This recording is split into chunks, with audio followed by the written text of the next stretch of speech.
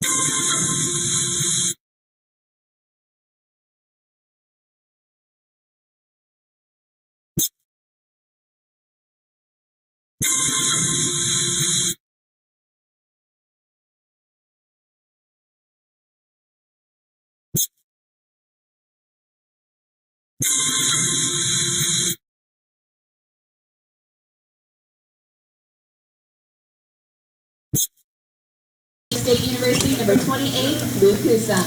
Batting 8th and catching from Lamar University, number 25, Andrews. Batting 9th and shortstop from San Joaquin WJC, number 19, Bill Miller. State University, number 28, Luke Hussam. Batting 8th. Apologize for our stream quality, as it's been a little bit choppy, but we're back here for the national anthem.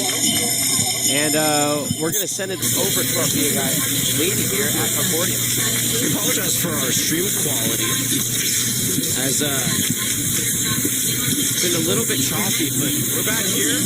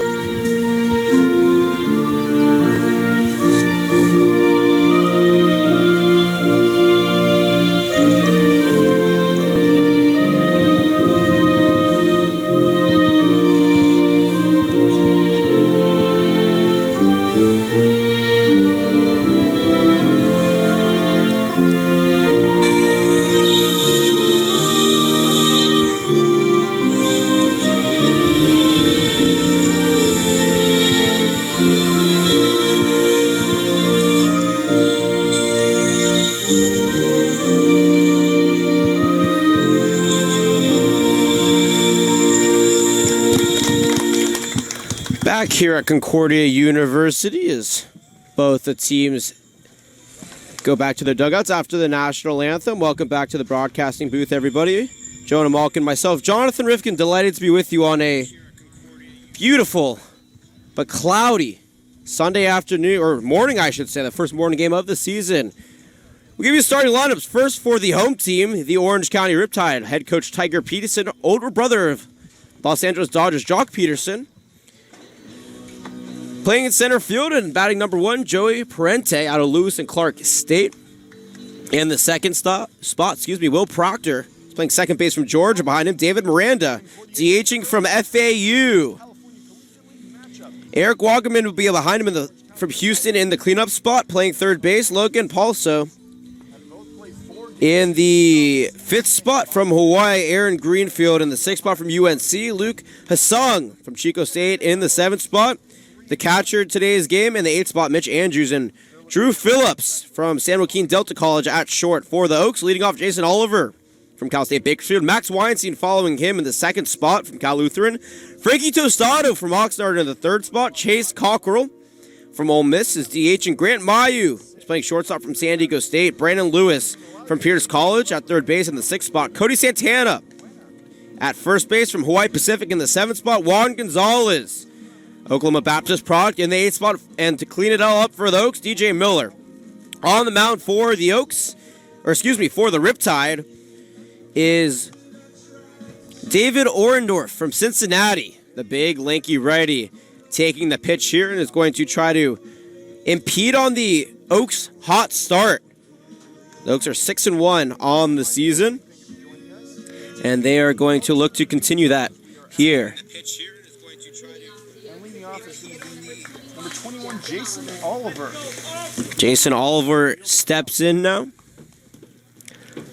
The righty from Cal State Bakersfield, sporting the blue Roadrunner helmet. Oaks in their baby blues with navy blue letters on the back, white letters on the front, outlined by white. As the first pitch comes in from Orendorf, cut on and missed for strike number 1. First pitch time, 11:40. The weather on the day, 72 degrees and cloudy. Wind out of the south as the 0-1 pitch is popped fouled back. And that'll bring the count to no balls and 2 strikes. Jason Oliver has 1 home run on the season. It was an in-the-park home run that accounted for 2 RBIs just a couple of games ago. And he's going to look to capitalize here on what's been a pretty good season for him. The 0-2, cut on and missed. A high fastball taken high for strike number 3. Down goes Jason Oliver, David Orendorf, with his first strikeout on the day. Yeah, Orendorf's done a nice job establishing himself right away at the mound, using his height and his length to his advantage. Able to get those fastballs inside for strike 1, 2, and 3. Max Weinstein now going to step in here for the Oaks. The Cal Lutheran product takes a first pitch foul for strike number 1. Give you the field here in just a couple of moments for the Riptide. Weinstein in yesterday's game went 2 for 4 with a pair of strikeouts, a double, a single, and 2 runs scored, 3 RBIs. The righty steps in, the 0-1 half-hearted swing, holds back, check down to first. They're saying he did not go, and that'll even the count at 1 ball and 1 strike. The Oaks looking to capitalize on an 11-0 win yesterday against the Northridge Bulls. They only gave 5 hits, only had 1 error in the game as well. Orendorf, Pearson fires the 1-1. It's hit up the middle and into right center field for a single. The first hit on the day for the Oaks. Weinstein is on here, and there's 1 away in the top of the first. Nice hit up the middle from Weinstein, especially in a road game for the Oaks. It's their first of the season, so this is a nice start. Build some confidence in that dugout for the next batters. That's going to bring up Frankie Tostado from Oxnard College, doing his ritual before stepping into the left-handed batter's box. He has a home run on the season, batting above average as the lefty waves that bat over his left shoulder. Orendorf checks the runner at first, toes the rubber, and fires the first pitch into the dirt for ball 1. And one of the things that Tostado does more than most players on this Oaks dugout is he's able to he crowds the plate, and that forces opposing pitchers to perhaps try and throw it outside as they don't want to hit the batter. 1-0 count to the Oxnard College product. A lot of pop in that bat. The 1-0 dealt from Orendorf is taken to right field, but foul as the count will be even now, 1 ball and a strike. Frankie Tostado in the number 3 spot where he was yesterday. Ended up going 1 for 2 with a walk, a single, 2 RBIs, a run scored. He also grounded out to first. He ended up being pitch hit for in the 6th by DJ Miller, who's in the 9 spot for the Oaks in today's game. 1-1 the count, 1 away, 1 on here in the top of the first. Orendorf is going to throw it over to first, but getting back safely is Max Weinstein. He's not much of a steal threat. He does have enough speed on a hit-and-run situation, but I wouldn't worry about him swiping second. Tostado swing that bat in a counterclockwise circle over his left shoulder, and they're going to go back over to first. Sliding back easily is Weinstein. The count still remains at 1 ball and a strike. On deck for those, Chase Cockerell in the hole, Grant Mayu if we get that far. 1-on-1 away here in the top of the first. Orendorf nods his couch and fires the 1-1. Popped high in the shallow right field. Running in his Greenfield, and he'll make the catch for out number 2. Nice run down by Greenfield, and they're 2 away. Yeah, and Orendorf's done a nice job so far in this first inning, not giving up too many big play opportunities, sending a message to Weinstein right away over at first that he's not just going to let him stay lollygal, just chilling over at first. He's going to make sure lets him know he's right there. Cockerell steps in now in the number 4 spot. He had a home run in yesterday's game as the first pitch is low and away for ball 1. And his home run was probably the quickest ball to leave a ballpark that at least I have ever seen. I'm sure you can agree, Jonah. It was just a schmoon shot over the left field fence at Sparky Anderson. 325 feet at Sparky. The dimensions here, 330 in left, 400 in center, 330 in right. The 1-0 Popped up into shallow left field. The shortstop, Bo Phillip, will glove it for out number 3.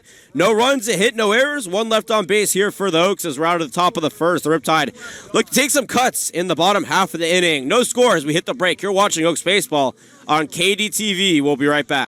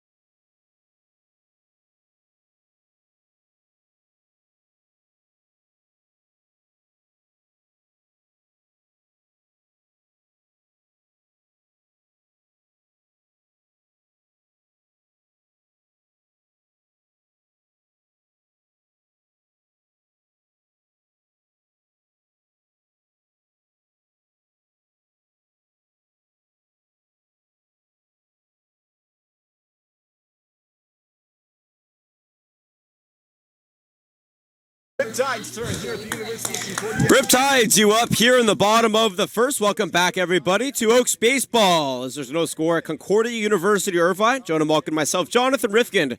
Delighted to be with you on a Sunday morning. Hopefully you get your day off right with some Oaks Baseball. Joey Parenti is going to step in for the Riptide, the lefty from Lewis and Clark State.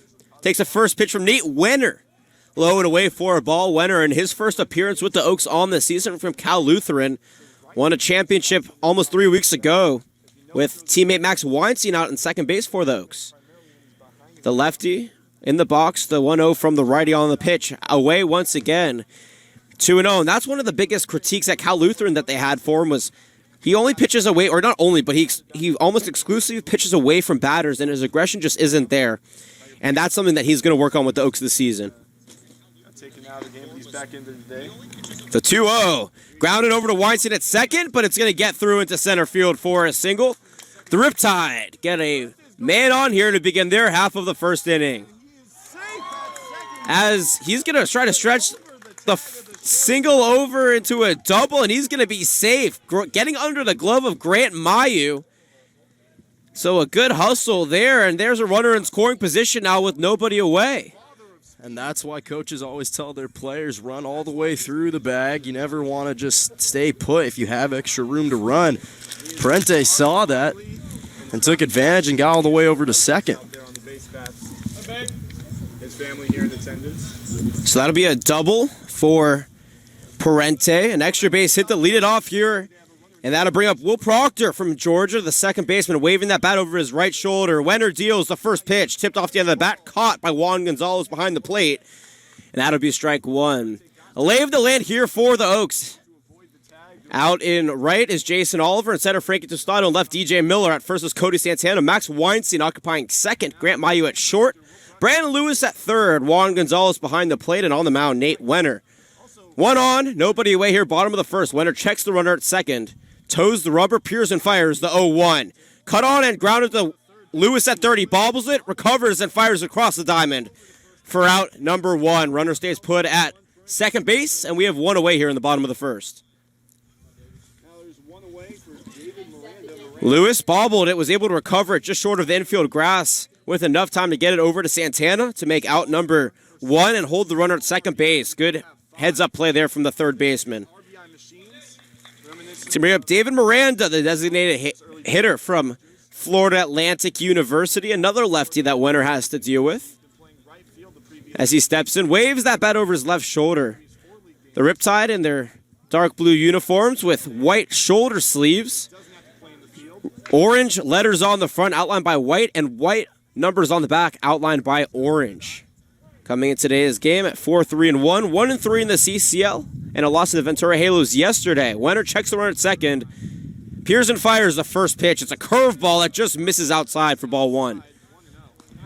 Yeah, Wayner did a nice job. I mean, got a little away from him, cut too low in the strike zone. Couldn't quite catch it, but if he can catch that, that'll be a deadly pitch for him moving forward. Winter towing that rubber, the Cal Lutheran product. Gets his first start on the road. The Oaks just wrapped up a 7-game homestand to begin the season as he checks the runner at second. Nods to Gonzalez at the plate and fires the one. A runner's going into ball. The throw is high and not in time, and that'll be a stolen base by Joey Prente with one away here in the bottom of the first. Yeah, Prente had a big lead off the second base tag. The second base stepped far away from it. That'll be the second stolen base on the year for Joey Prente. Prime scoring opportunity here for the Riptide. One away, runner on third. 2-0 count to Miranda as he steps back in, waves that bat over his left shoulder. Checking the runner at third is Winter. He deals the 2-0 in the dirt. Good stop by Gonzalez. But that'll push the count to 3-0 now. The Oaks coming off an 11-0 win yesterday against the Northridge Bulls in an interleague match. They'll have a day off tomorrow before they're back at Cal Lutheran against the Orange County Riptide. So back-to-back games as the 3-0 pitch is dealt. On the outside part of the plate, a fastball for strike number one. 3 balls in a strike. Yeah, nice pitch. Outside pitch by Winter. As you mentioned, Jai, he doesn't like to throw towards the batter. Tries to get these opposing players to swing big. Wind blowing groundouts. Wind blowing out towards center, pretty slow, about 8-mile-an-hour gusts. There's a 3-1 pitch.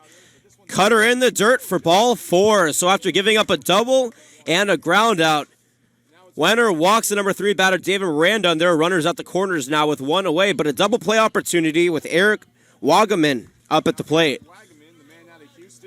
The University of Houston product is going to try to put a run on the board, at least one, for the Riptide here. Batting in the cleanup spot here, and for good reason, a power hitter with a lot of pop in his brown wooden bat. Winter toes the rubber, peers at the runner at first. Gonzalez sets behind the plate, and the first pitch is fired. Low and away for ball number 1, a cutter. And Jonah, that's what we've been talking about. He's keep pitching away from these batters, and it's hurting him. Yeah, he's having a tough time finding the strike zone, especially on those fastballs outside. Try not to give up big plays, but at this point, you've got runners on third and first. You might have to take some chances here. Checks the runner at first and fires the 1-0. It's popped into center field. Tostado will take a couple of steps back. They're going to test him. Now is running from third home is Parente. The throw to the plate is off. And the Riptide take a 1-0 lead on the sacrifice fly to center. Good sacrifice there. Advancing the second on the play was Miranda. So a runner on second now with 2 away. Logan Polson now. The first baseman going to step up from the University of Hawaii. He is a pull hitter, and he is going to try to get that ball into the corner in right field where it'll be out of the reach of Jason Oliver and try to get Miranda home from second. Winter checks the runner at second.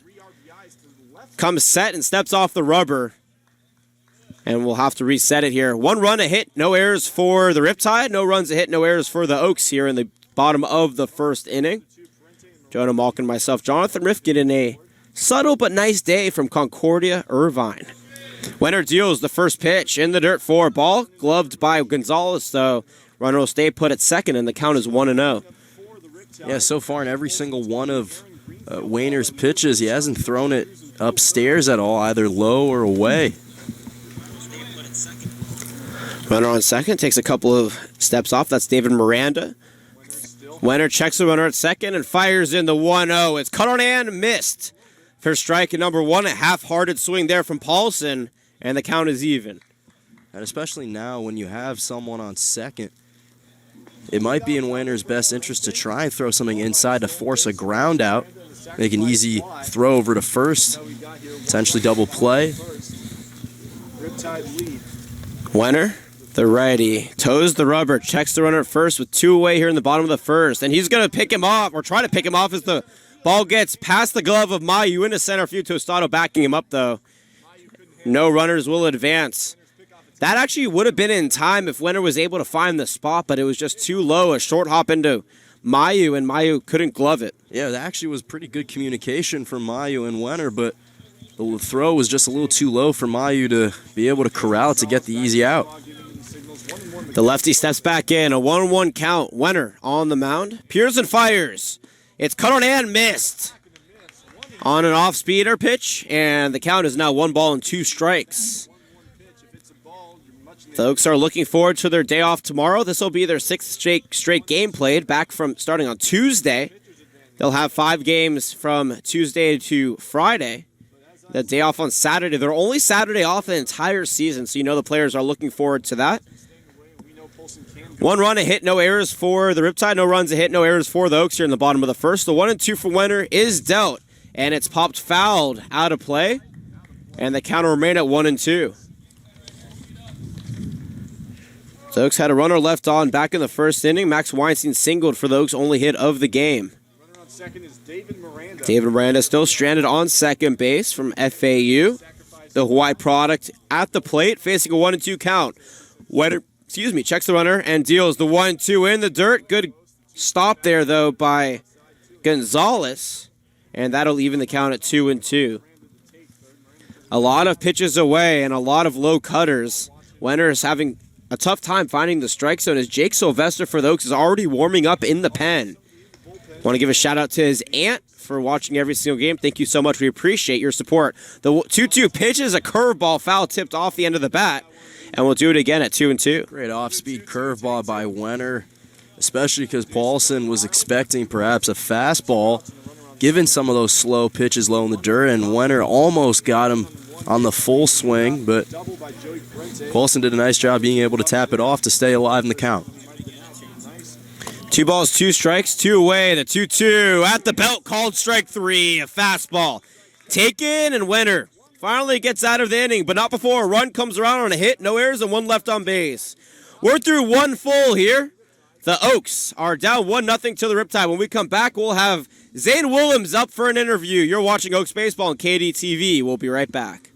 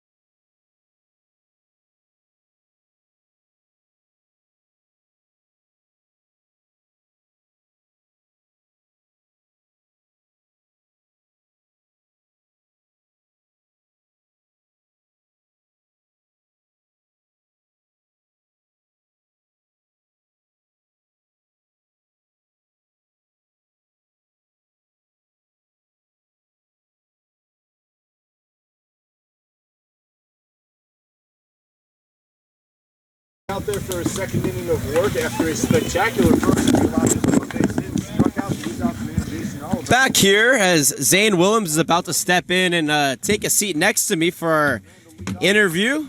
Zane, welcome to the press box as Grant Mayu steps in for the Oaks. A first pitch, take it on the outside part of the plate for a strike. The Oaks down 1-0 here. Zane, it's nice to see you up in the booth. You're normally good to be here. Yeah, you're normally behind the plate. It's Very different view from up here. The 0-1 pitch is taken low and away for ball, 1 strike. So, first question, I'm going to tilt this camera here just a little bit.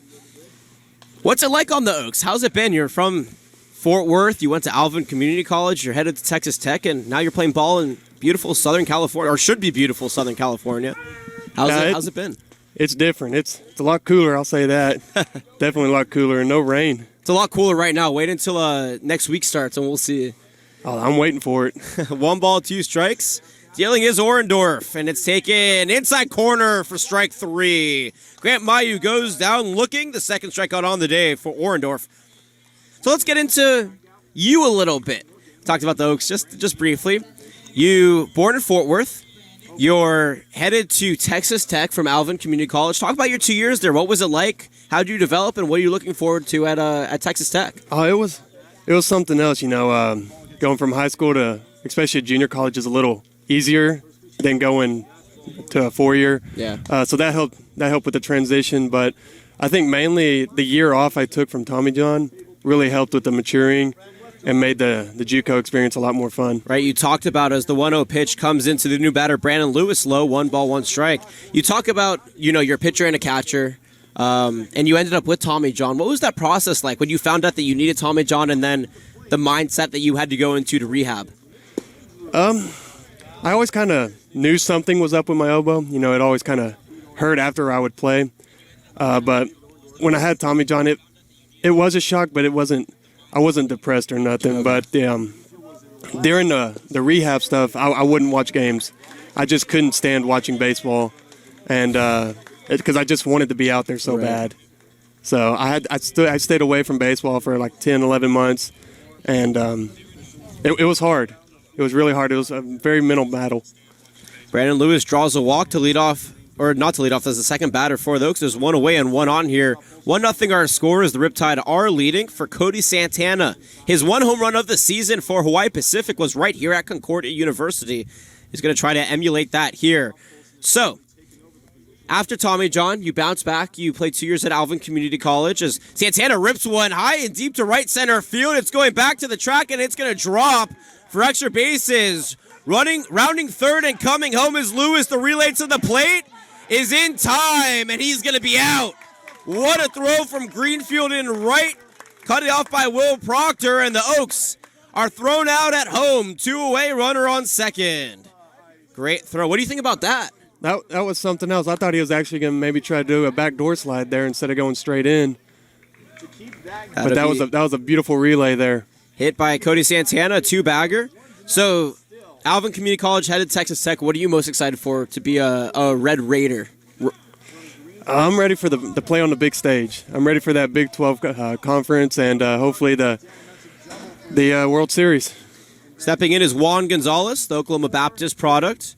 Yeah, Texas Tech, a very well-known baseball program, amongst other things, besides their technology. And Oaks had a couple of Texas Tech guys last year, Jake Patterson being one of them, as the first pitch into Gonzalez was low and away for a ball. Obviously, Cody Farhat's going to be joining the team tomorrow. Are you excited to kind of get a taste of some of these guys before you're headed there? I am. It'd be a great time to pick their knowledge on how things went, how things go, and some of the experience they've had. Orendorf, runner on second, 2 away. The 1-0 pitch is at the belt for a strike. 1 ball and 1 strike. How do you think that Summer League is how do you like Summer League? Do you like it better than regular? I mean, it's a little bit more lax here to develop, but, just the overall attitude of the guys, you think that they're more friendly and laid back?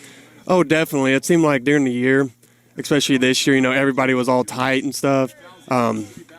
There was no real, fun to go around in the dugout. Everybody was trying to take it real seriously, but here, man, everything's laid back, and, it's fun to come out to the games and just have a good time. 2 balls. But that's all baseball is. 2 balls, 2 strikes, 2 away here to Gonzalez. 1 on second base. It's Cody Santana.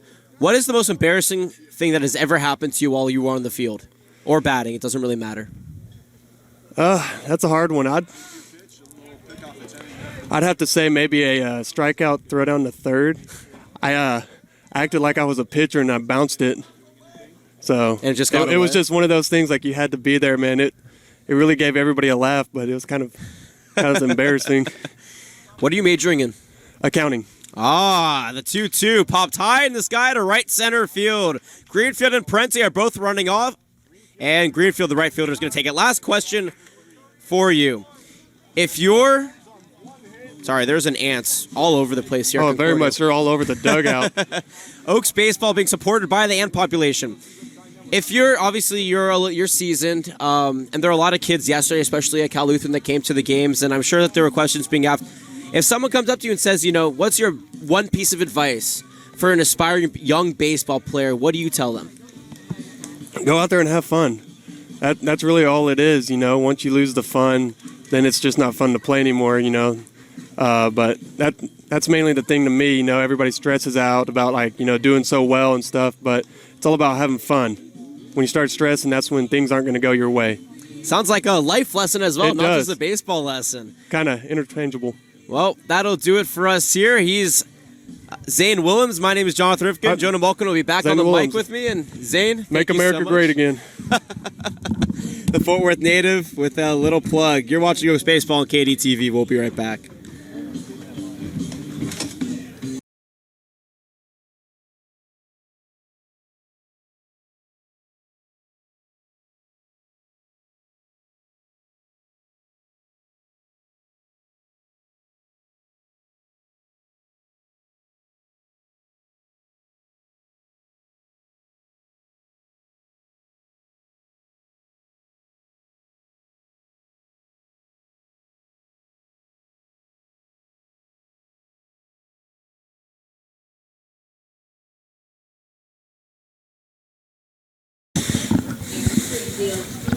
Back here at Concordia University, almost at Sparky Anderson, as the Oaks are on the road for the first time on the season. We're in the bottom of the second inning.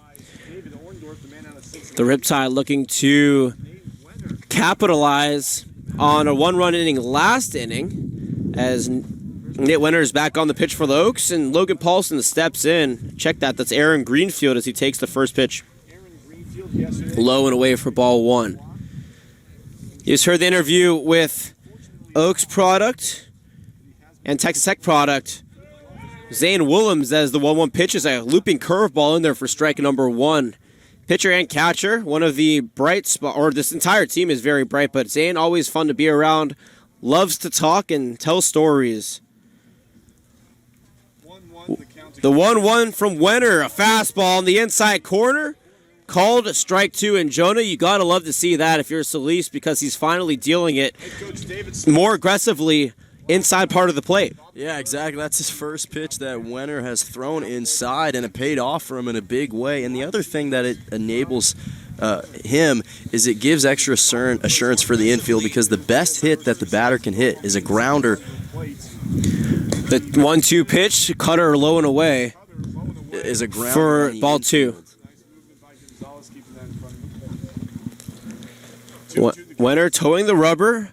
No runs, 2 hits, no errors for the Oaks. 1 run, 1 hit, no errors for the Riptide here at Concordia. Beautiful university in Irvine, California. The 2-2 runs low and away. 3-2 the count. Concordia was in the NAIA 3 years ago before they moved to Division II into the Pac West, where they play Cody Santana's Hawaii Pacific. Full count now. Winter toes the rubber, takes a sign from Gonzalez, that deals the payoff pitch low and away for ball four. His second walk given up on the day. Check that. Yeah, second walk given up on the day. I was right. And they'll have one on with nobody away here. Yeah, Winter tried to throw that outside and low, but it didn't catch that inside part of the strike zone, and that's where he's been struggling so far. He threw a similar pitch to walk Miranda back in the first. Runner on first, nobody away here. For Luke Hasung from Chico State in his second year with the Riptide, takes a hefty cut at the first pitch, and it's missed for strike number one. Want to thank our Oaks sponsors, Roadrunner Shuttle, for bussing the Oaks around. Got us safely to Irvine. They do a great job. Roadrunner Shuttle, an official Oaks sponsor. And Joseph A. Sweet Orthopedics. The 0-1 is gloved back to the mound, thrown to Mayu at second, and he's not going to complete the double play over to first, as they will just get the force out. One away now. That is a 1-6 putout for those keeping score at home. Runner on first base on the fielder's choice is Lucas Sung. And that'll bring up Mitch Andrews from Lamar in Texas. A couple of Southern guys on the Riptide. Andrews, the catcher in today's game, with a runner on first and one away, is going to look to capitalize on the 1-0 lead. Leonard checks the runner at first. Toes the rubber, peers and fires. Runner's going. It's taken for a strike. The throw is not in time, and that's a stolen base by the left fielder, Lucas Sung. Second stolen base on the day for the Riptide, and a great jump. Puts him in prime scoring position. 0-1 the count. Runner on second base. One away here in the bottom of the second. Yeah, the Riptide have done a nice job sensing Wenner hasn't looked much over to first. Takes his time on the mound. That gives them plenty of time to run over to second. Andrews takes a couple of steps off a second as the 0-1 pitch is dealt. Popped high in the sky to left field. DJ Miller will run a couple steps to his left and glove it. Tagging, though, is Hasung. The throw is not in time as he slides in safely, and that'll be 2 away and a runner on third. That was just deep enough, and I mean just deep enough for Hasung to get there. Questionable decision to run, but it paid off. Yeah, all these Riptide runners have been pretty much given the green light to go. If they see an opportunity, they've been 3 for 3 on the day.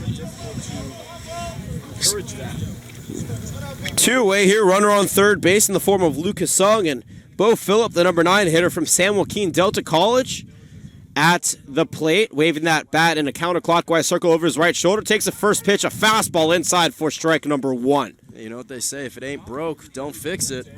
Riptide 3 for 3 on those. They haven't got caught once. Might as well continue along. 0-1 the count. Wenner checks the run at third and deals. In the dirt, gloved by Gonzalez, though, and the runner will stay put at third base. No runs, 2 hits, no errors for the Oaks. 1 run, 1 hit, no errors for the Riptide here in the bottom of the second inning. Jonah Malkin and myself, Jonathan Rifkind, on a beautiful Sunday afternoon. The 1-1, half-hearted swing, gets behind Gonzalez. The runner is going to run to the plate and score. A wild pitch allows the Riptide to take a 2-1 lead.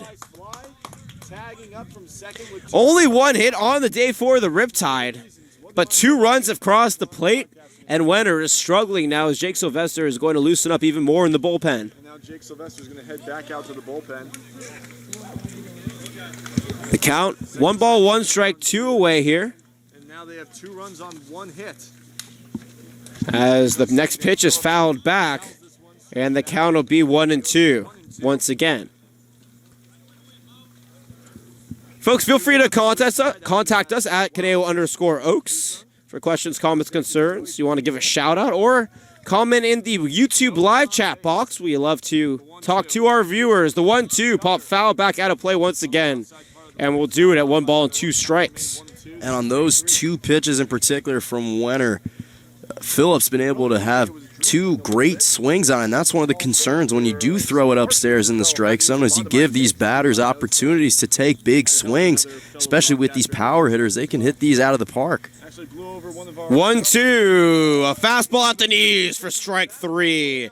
Down goes Phillip. 1 run comes around on no hits, no errors, and nobody left on base. We're through 2 full here at Concordia University Irvine. The Oaks are down 2-0 to the Riptide. You're watching Oaks Baseball on KDTV, simulcasted onto YouTube. We will be right back.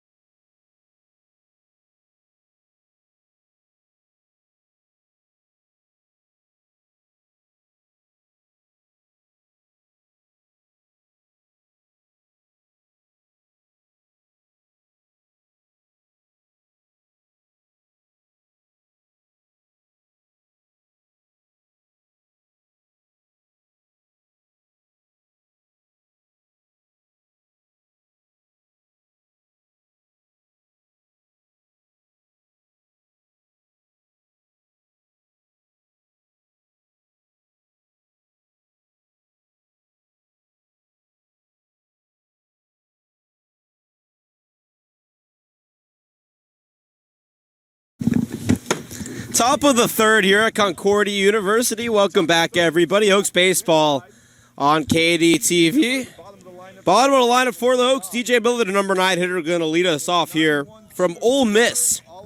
Batted 192 on the season and 14 games played. A couple stolen bases, a home run, and a couple 19 RBIs as well. For the speedy left fielder, on deck is Jason Oliver. In the hole is Max Weinstein. The first pitch to Miller is low and away for ball 1. Here in the top of the third inning.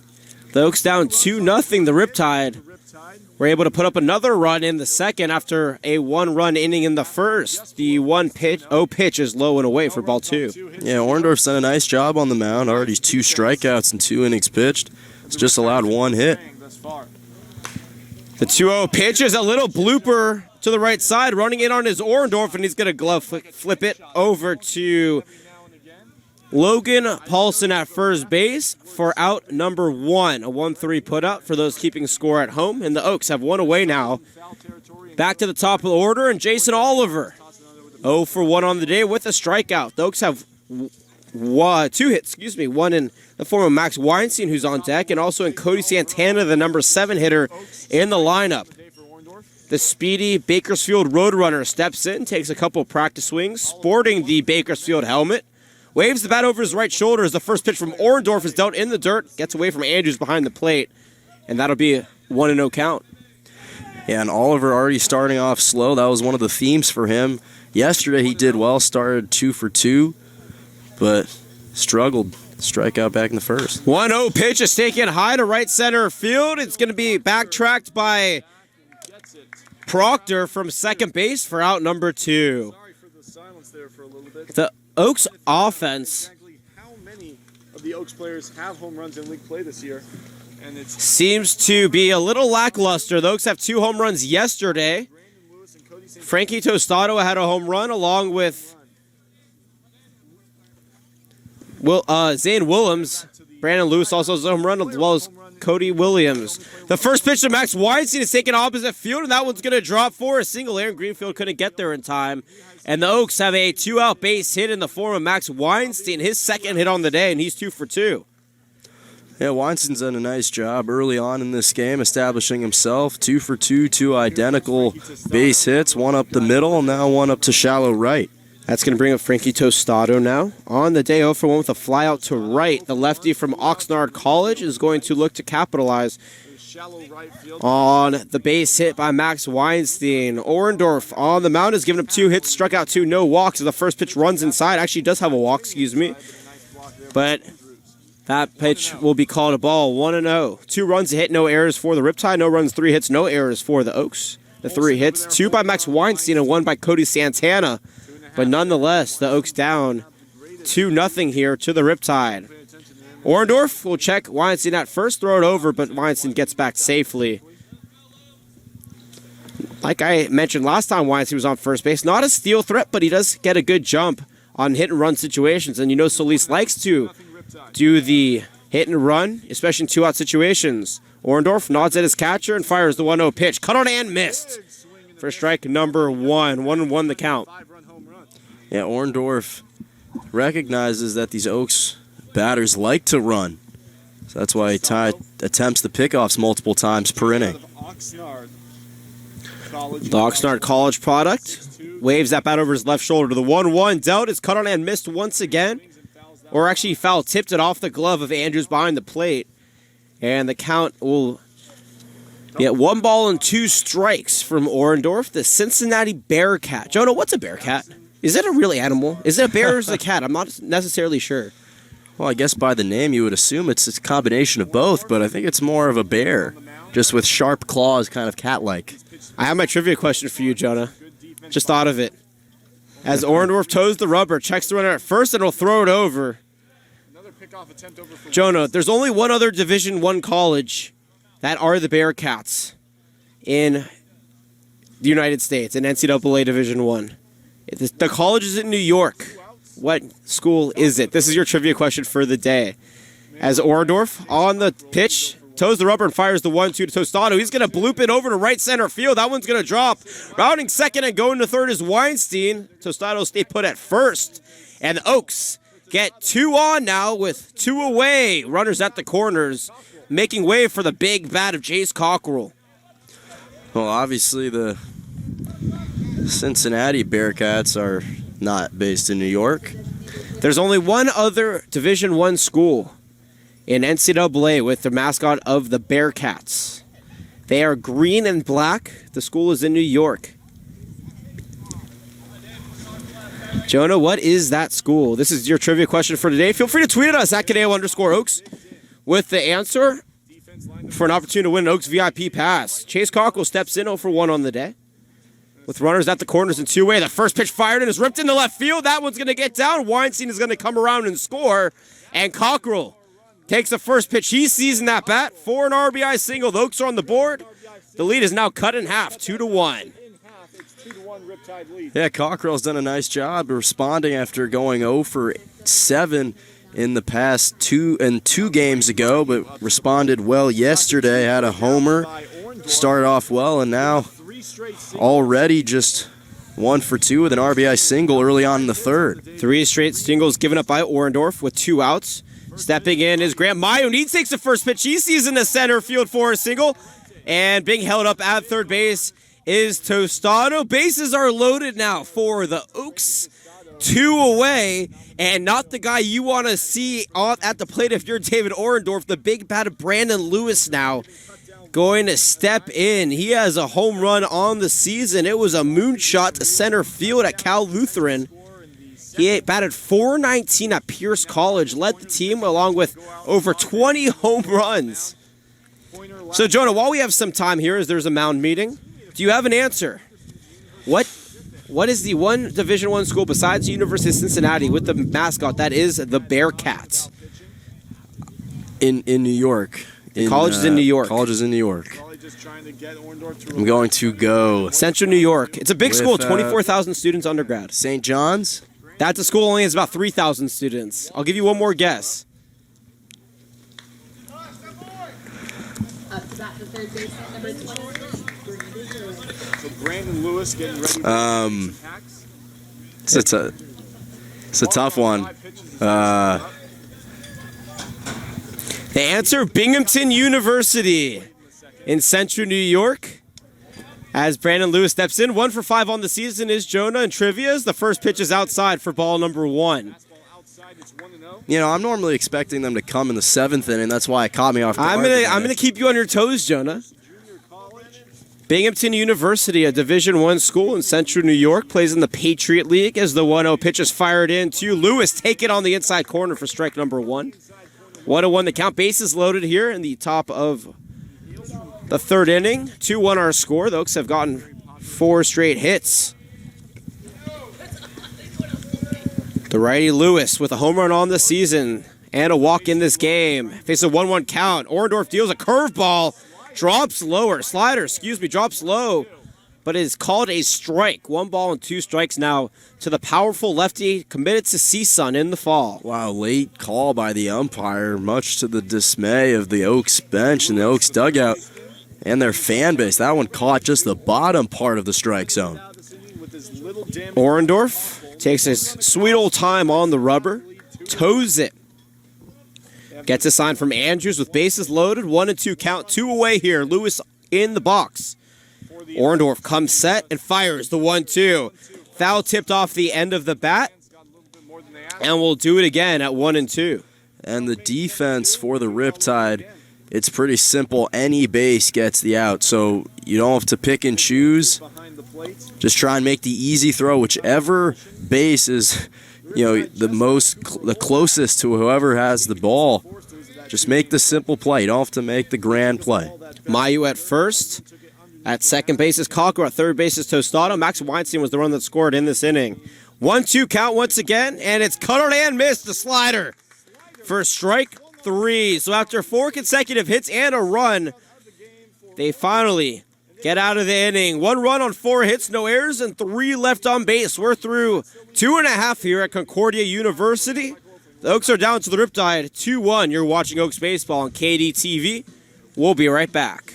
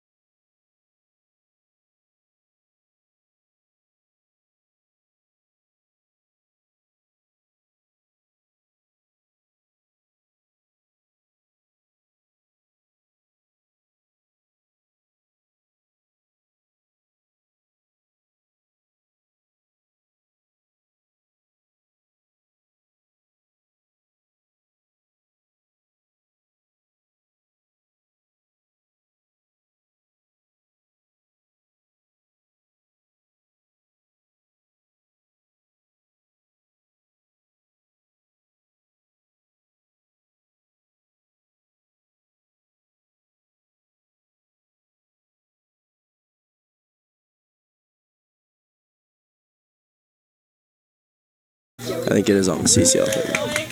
2-1 our score back here at Concordia University Irvine as Joey Parenta steps in. 1 for 1 on the day with an extra base hit in the first. He also stole third and came around to score thereafter. The Riptide have scored in every single inning so far in this game as the first pitch into Parente from Wenner is taken for strike number 1 on the day for Nate Wenner from Cal Lutheran. He's been struggling a little bit, giving up 2 runs. Only 1 hit, though. Walked 2 and struck out 1. The 0-1 pitch is taken into the bullpen out and left. And Wenner is ahead in the count now, 0-2. 1 run, 6 hits, no errors for the Riptide. 2 runs, a hit, no errors for the Oaks. So you have to check that, switch it. 1 run, 6 hits, no errors for the Oaks. 2 runs, 1 hit, no errors for the Riptide. I'm used to the opposite scoreboard because the Oaks have been playing so many home games. The 0-2. A fastball high and away. That'll bring the count to 1 ball and 2 strikes. Waiting on deck, Will Proctor in the hole, David Miranda. Joey Parente on the year. Joey Parente hitting .357 on the year at a leadoff spot. The 1-2 is tipped back to the mound. Wenner will get it and fire it over to Santana for out number 1. Almost the same play that he got taken out of. That's the second time Wenner, a ball's been hit right to him, and he makes the right play. Good fielding there from Wenner, sliding over to his left and getting the out. Will Proctor now going to step in for the Riptide. 0 for 1 on the day with a ground out to third in his first time up. The lefty from Georgia stepping in, takes a couple of practice hacks and is ready to go. His father played at Georgetown from 84 to 88. The first pitch fired in, inside, a fastball for ball 1. The Oaks fans here, which there are some, including the Santana parents, not happy with that call. Proctor on the day 0 for 1. 2-1 our score here in the bottom of the 4th as Wenner deals the 1-0 pitch. A fastball, 1 hopper, diving is Mayu, and he can't get it as it'll roll into left field for a single. 2-out single here, or 1-out single here, excuse me, for Proctor. 1 away now, 1 on. And the second hit now for the Riptides on this game. The Oaks are outplaying them on offense, but it's been the walks that have been hurting Wenner and the Oaks. Well, the other thing that's been holding them back is all these guys left on base. They left 3 potential scorers on the base with the bases loaded. You cannot afford, especially on the road, to not capitalize on those 4 consecutive base hits. Miranda steps in, and a very interesting move there from Proctor at first. He started to pretend to run, trying to draw a balk from Wenner on the pitch, but Wenner didn't bite it, so he was just going to toss it over to Santana at first to make sure that Will Proctor stays put at first base. 2 runs, 2 hits, no errors for the Riptide. 1 run, 6 hits, no errors for the Oaks. As Wenner toes the rubber and fires in the first pitch low and away to Miranda, who's 0 for 0 on the day with a walk. He was stranded at second thereafter. And the other thing that it does for the pitcher, or especially for the runner on first, it discourages them from continuing to run. When they see that on 3 consecutive times they're going to have to jump back off to first, it really discourages them from running. Winner takes an odd from Gonzalez. Fires the 1-0 pitch in, low and away. And that'll push the count to 2 balls and no strikes. Oaks coming off that big win yesterday, 11-0 against the Northridge Bulls. 2 home runs hit in that game. They also put up a big 15 runs, or 15 hits, in yesterday's game as well. The 2-0, a fastball below the knees, half-hearted swing, that checked down a second, and they're saying that Miranda did not go, and that'll push the count now to 3 balls and no strikes. Yeah, giving Miranda essentially a free swing, up 3-0 in the count. Really throw a hitter off balance. Looks super good coming in. Wenner checking the runner at first. Down to the count 3-0. Toes rubber and fires the 3-0 pitch. A fastball in the outside corner for strike number 1. A special thanks to our statistician and pitch counter Keith Schneider joining us for every Oaks game. 3-1 the count to Miranda. Miranda looking to drive. 82 to 85 miles an hour seems to be the average pitch speed of the fastball for Wenner, as the 3-1 pitch is taken on the outside corner for a strike. The runner's going to throw, is in time. Mayu, in one motion, takes the throw from Gonzalez behind the plate and tags Will Proctor out. Full count now and 2 away. What a throw from Gonzalez. What a tag from the shortstop, Grant Mayu. Great job from the Oaks infield. That was the first time that they were able to capitalize on one of the Riptide's runners running to second.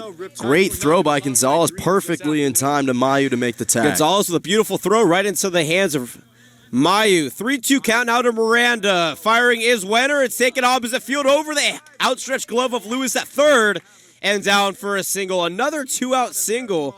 That seems to be a common motif in this game. Both teams have multiple. The Oaks had 4 2-out singles in the last inning. So what would have been first and second, 1 out is now. So now there's runner on first with 1 away after the caught stealing, or 2 away, I should say.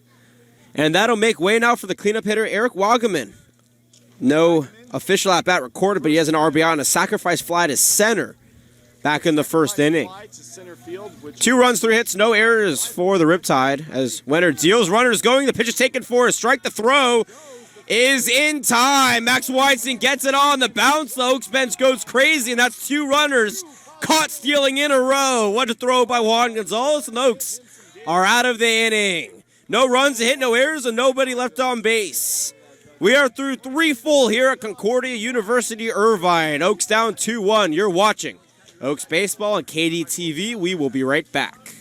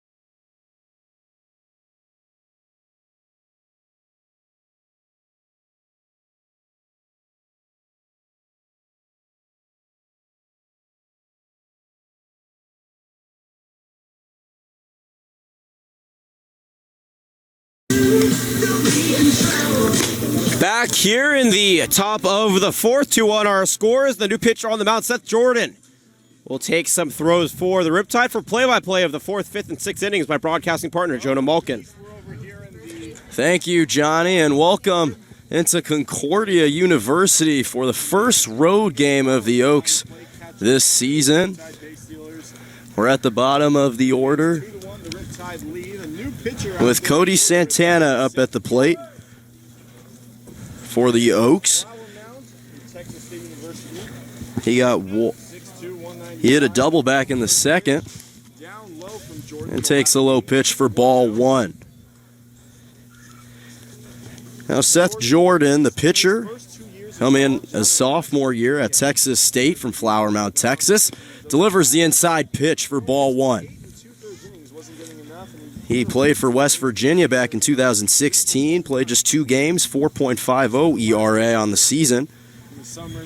Had 1 run, gave up 1 home run, and has done a nice job so far.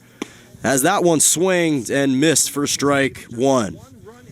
2-1's the count here as we head into the top of the 4th inning. Cody Santana up at the plate. Santana, the Hawaii Pacific superstar, playing for the Oaks once again this summer. They're playing last summer. Takes the 2-1 pitch, and that's going to drop for strike 2. Little cutter on the inside part of the plate. 2-2 now. Seth Jordan's done a nice job so far throwing those cutters on the inside. Every single one of his pitches have been on that inside, trying to jam Santana. He sets the 2-2. That one's fouled over to right to keep the count at 2-2. And we'll do 2-2, take 2. No outs here. Yeah, Santana trying to fight off the lefty. And he struggled against lefties this season. Only 2 hits against lefties and 9 at-bats. He's going to look to change his misfortunes here. Santana waits on the 2-2, gets hit in the back, and he'll be walked over to first. He'll take that. Yeah, so the walk from Jordan sends Santana over to first. That's the first hit by a pitch that we've seen in 2 games. There have been multiple almost every game this season so far, but yesterday a pretty clean game. But today, obviously, that changes. Juan Gonzalez coming up to the plate for the Oaks. He went 0 for 1 in yesterday's game as he shows bunt and takes that one inside for strike 1. He flew one out to center back in the second. Juan Gonzalez showed bunt there. 0 for 1, 0-1 in the count. Check swing, that will count for strike 2. Yeah, he definitely went around a half-hearted attempt, but he just couldn't hold up in time, and that can hurt you, especially when you're down in the count, no balls and 2 strikes. Gonzalez, the Oklahoma Baptist product, making a second plate appearance today. 0-2 comes in, slides outside for ball 1. Seth Jordan loves to throw that fastball up high. Jordan loves to throw that fastball up high, but wasn't able to catch the strike zone there. Santana over at first, and Gonzalez takes the 1-2 low for ball 2. Even count here in Concordia University. Oaks taking the road for the first time. Remember to continue to follow us on oaksbaseball.org. We're simulcast on the YouTube stream. 2-2 pitch, high and outside, so full count. Gonzalez loves being down in the count, says he's trying to improve every facet of his game, especially in those types of situations. Well, he doesn't like it. He just likes the challenge. 3-2 is low for the second consecutive walk. So Santana over to second, Gonzalez over to first. Well, it's technically the first walk, but the first one was hit by a pitch. Nice patience there from Gonzalez. He was down in the count 1-2, showed a lot of patience and was able to draw that walk. And DJ Miller up to the plate for the second time for the Oaks. He hit one right over to the pitcher back in the third, takes and swings on the 0-0 pitch for strike 1. Miller playing at Ole Miss along with fellow teammate Chase Cockrell.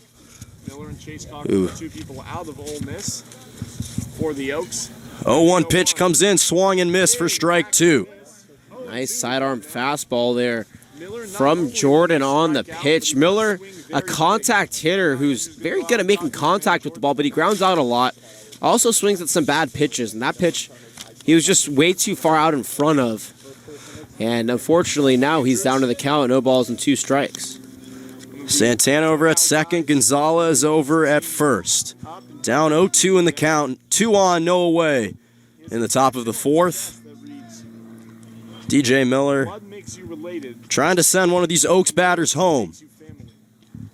about it. He said it's something I. Appears on the 0-2, pops that one over to Hussing and left for the easy catch and out number 1. Moves slightly to his right and retires his man for out number Yeah, 1. Song able to only have to take 2 Runners stay at steps first over and into the second. left That was side. shallow. Wouldn't be And that wide was for shallow enough also where no runners could tag. So a very fortunate out there for Seth Jordan. A much needed out with runners on. And speaking of individuals who are in a must-need for a hit, Jason Oliver 0 for 2 on the day. Struck out back in the first, flew one out to center in the third. Once again off to a slow start. Shows bunt, drops it over to the pitcher. Santana's going to come to third. Gonzalez is going to come to second. Overthrow to first. Santana is going to come home. Gonzalez is going to run around third, and he's going to stay put. So the wild pitch from Seth Jordan over first enables Santana to come home thanks to the simple bunt from Oliver.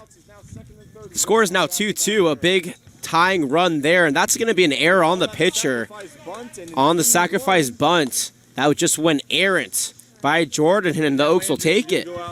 So the Oaks tie 2-2 with the Riptide here in the top of the 4th. The error from the pitcher enabled Oliver to get to second, Gonzalez over to third, and Santana to come home. This was the first time, the first error for the Riptide on the day.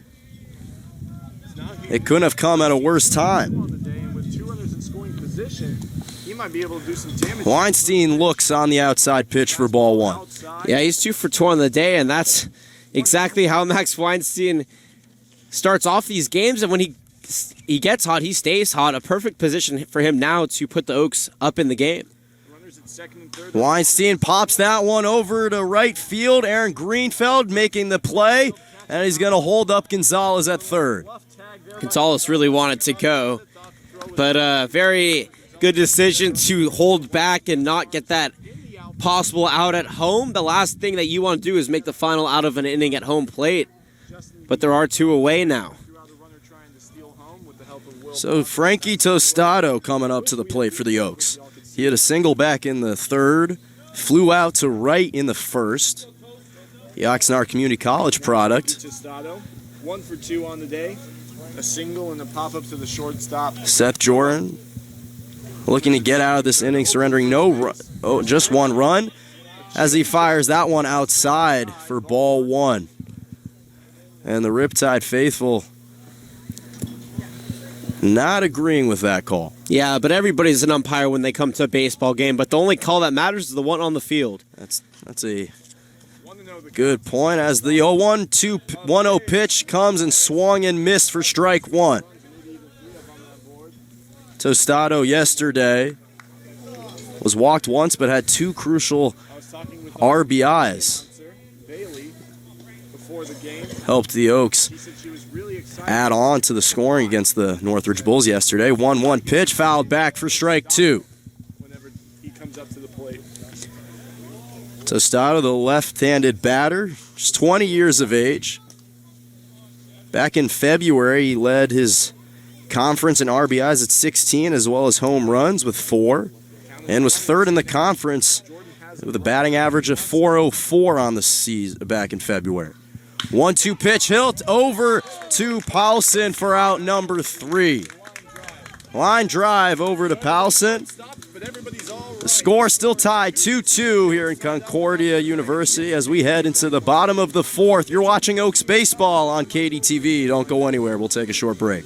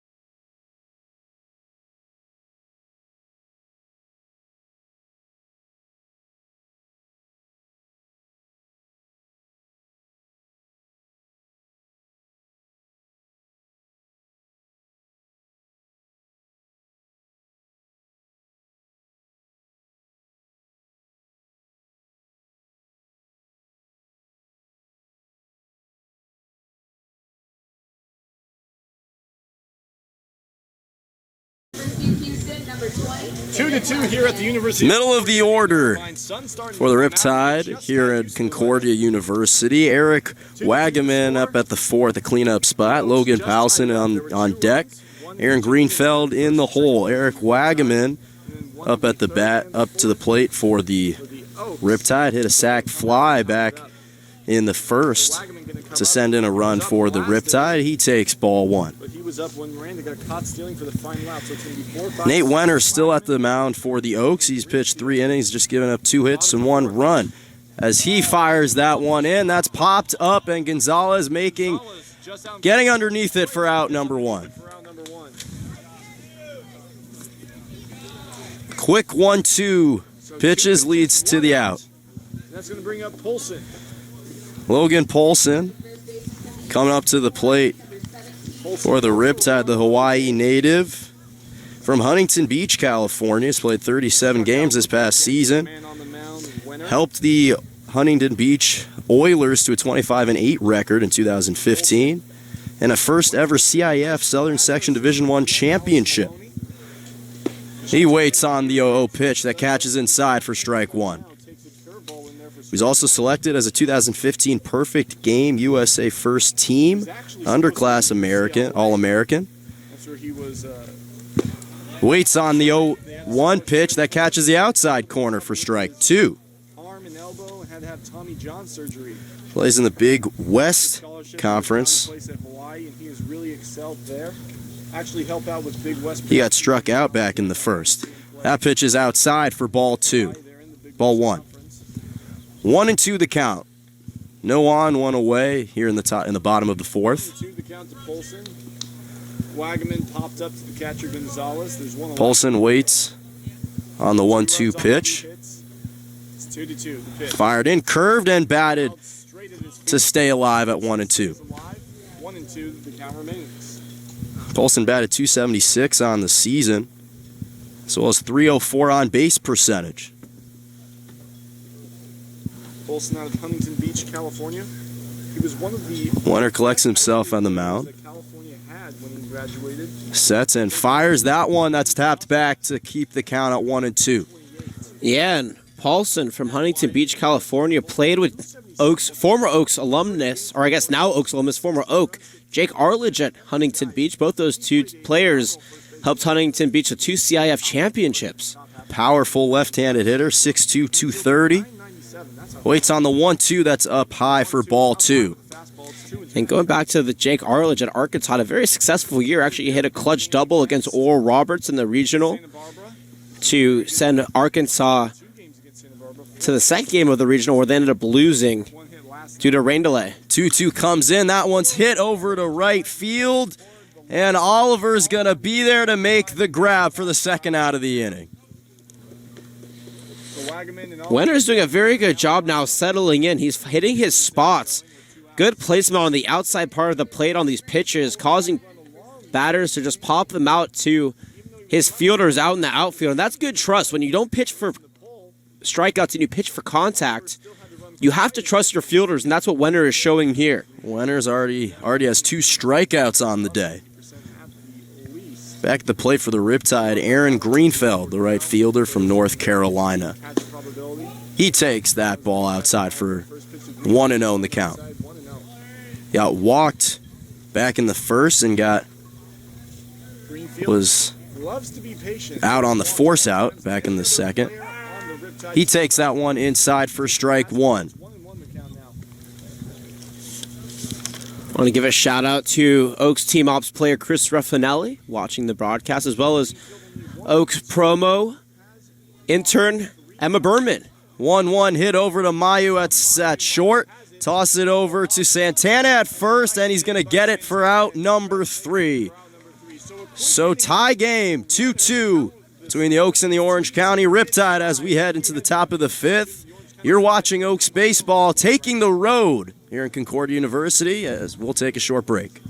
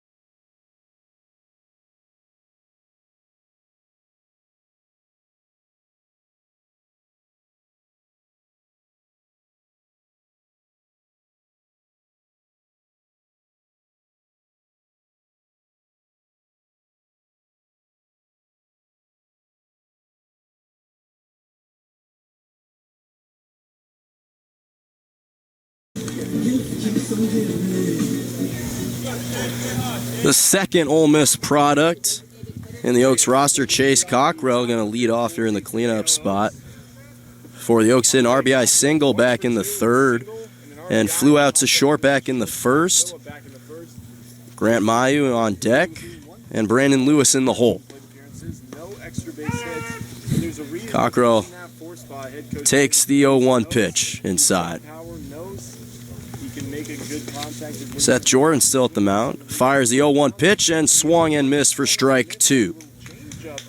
Cockrell, as we mentioned yesterday, 2 for 5, had 2 runs scored and a crucial RBI, at least crucial for his personal confidence as he was struggling coming into that game. Takes the 0-2 pitch and fouls that one back to keep the count at 0-2.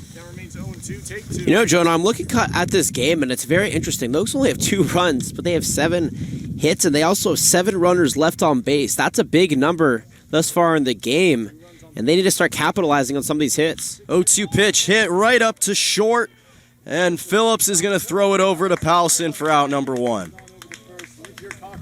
You can't hang your head high. You just got to tip your head and say, Cockrell got a nice bat on that, but a nice slide over by Phillip. He was able to glove it and throw it over to his first baseman, Logan Paulson, in time for a quick out number 1.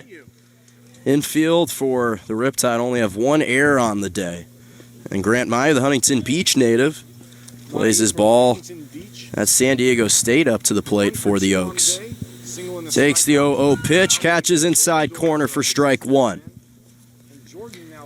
And for Mayu, an interesting story. Had ankle surgery before the season at San Diego State.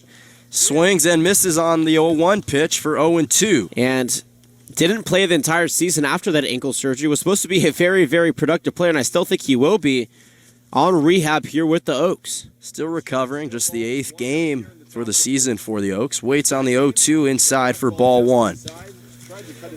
That was a close pitch, Jonah. Just missing that inside part of the plate. I'm very impressed with Mayu's ability to hold back and not swing at that pitch. Mayu struck out looking back in the second. And swing and struck out swinging here in the top of the 5th. For out number 2, Seth Jordan with the changeup gets Mayu swinging. Yeah, the changeup that was just so slow. Mayu was just so far ahead of it that he wasn't able to even remotely come close to making contact with that one. A beautiful pitch from Jordan on the mound. And he is coasting right now, but he has to be careful because the Oaks have been very inconsistent on offense, where they won't score or get a couple hits for a couple of innings, and then they'll break out. So we'll see here if they can get something going with 2 away, where they have been very successful. Brandon Lewis hits that one over to left deep at the wall. Is Hussing going to try to get there, and Lewis is going to come all the way to second. Right on cue, John. It's like he was listening to me. A 2-out double for Brandon Lewis. I don't want to say I can predict the future, but I think I can make the case with that double. And what a double by Lewis, with no one better at the plate than Cody Santana. Santana hit a home run a few games ago, and he is eagerly looking for another one here on the road. That would put his Oaks potentially up in this game for the first time.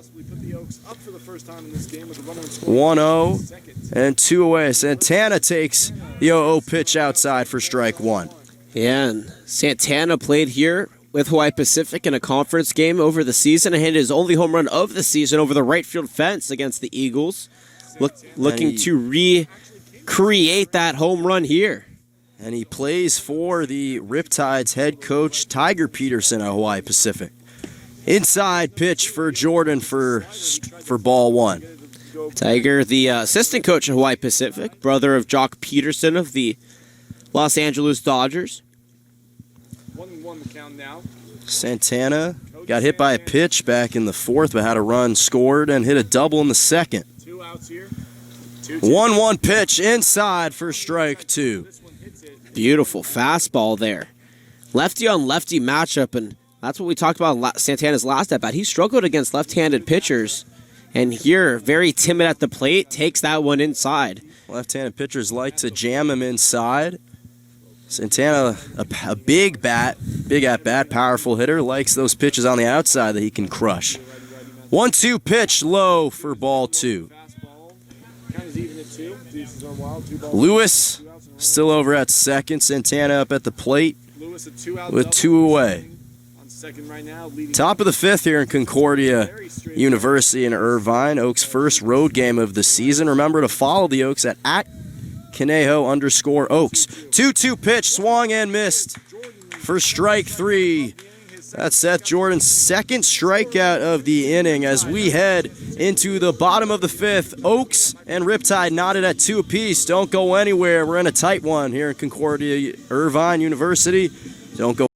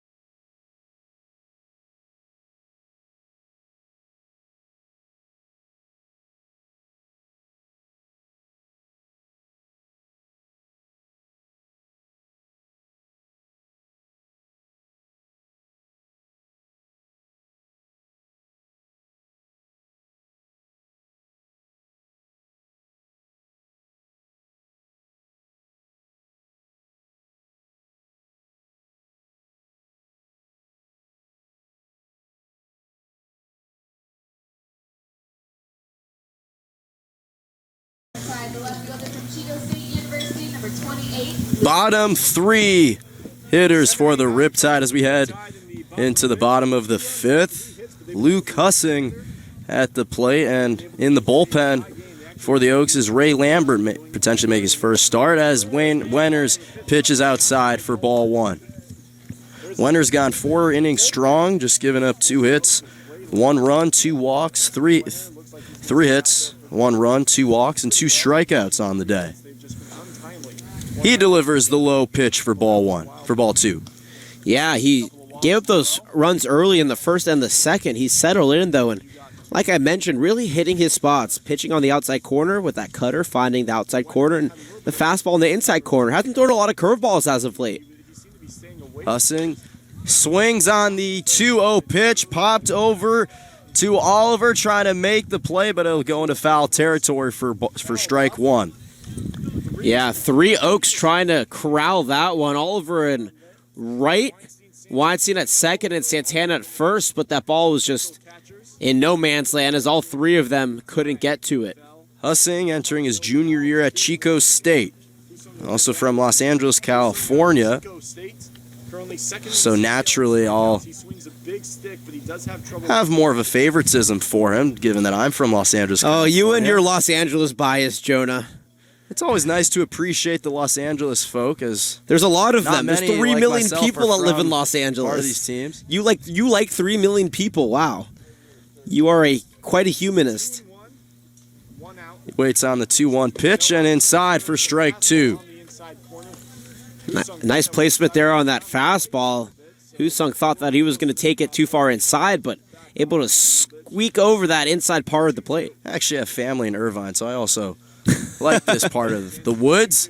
That one's fouled back nearly in our outdoor press box to keep the count even at 2-2. I think you and I are both a proprietor of liking everywhere we go, Jonah, as long as... I think that comes with the job. You have to appreciate every setting and environment. We are very fortunate to travel around Southern California and Central California and get a lot of what this beautiful state has to offer. Wenner delivers the 2-2 low, full count. Hussing, the outfielder, 6'4", 210, likes to crowd the plate. Big batter. Got on base on a fielder's choice back in the second. Waits on the 3-2, and that will strike him out. Right at the knees. What a strikeout pitch. Hussing was surprised, was walking over to first, expecting the call to be a ball. Much to his dismay, it was the strikeout. That's Wenner's third of the afternoon. Beautiful pitch on the at the knee, over the heart of the plate. It looked like it was going to drop, but it wasn't a sinker. It was just a fastball hussing, caught in his tracks. And that will do it for Wenner as Ray Lambert will take the mound. But to conclude Wenner's day, pitched 4 1/3 inning, giving up 3 hits, 1 run that was earned, 2 walks, and 3 strikeouts for the Oaks. So he had a fine afternoon, and taking the mound for the first time will be Ray Lambert. We're going to take a short break as we're midway through the top of the 5th.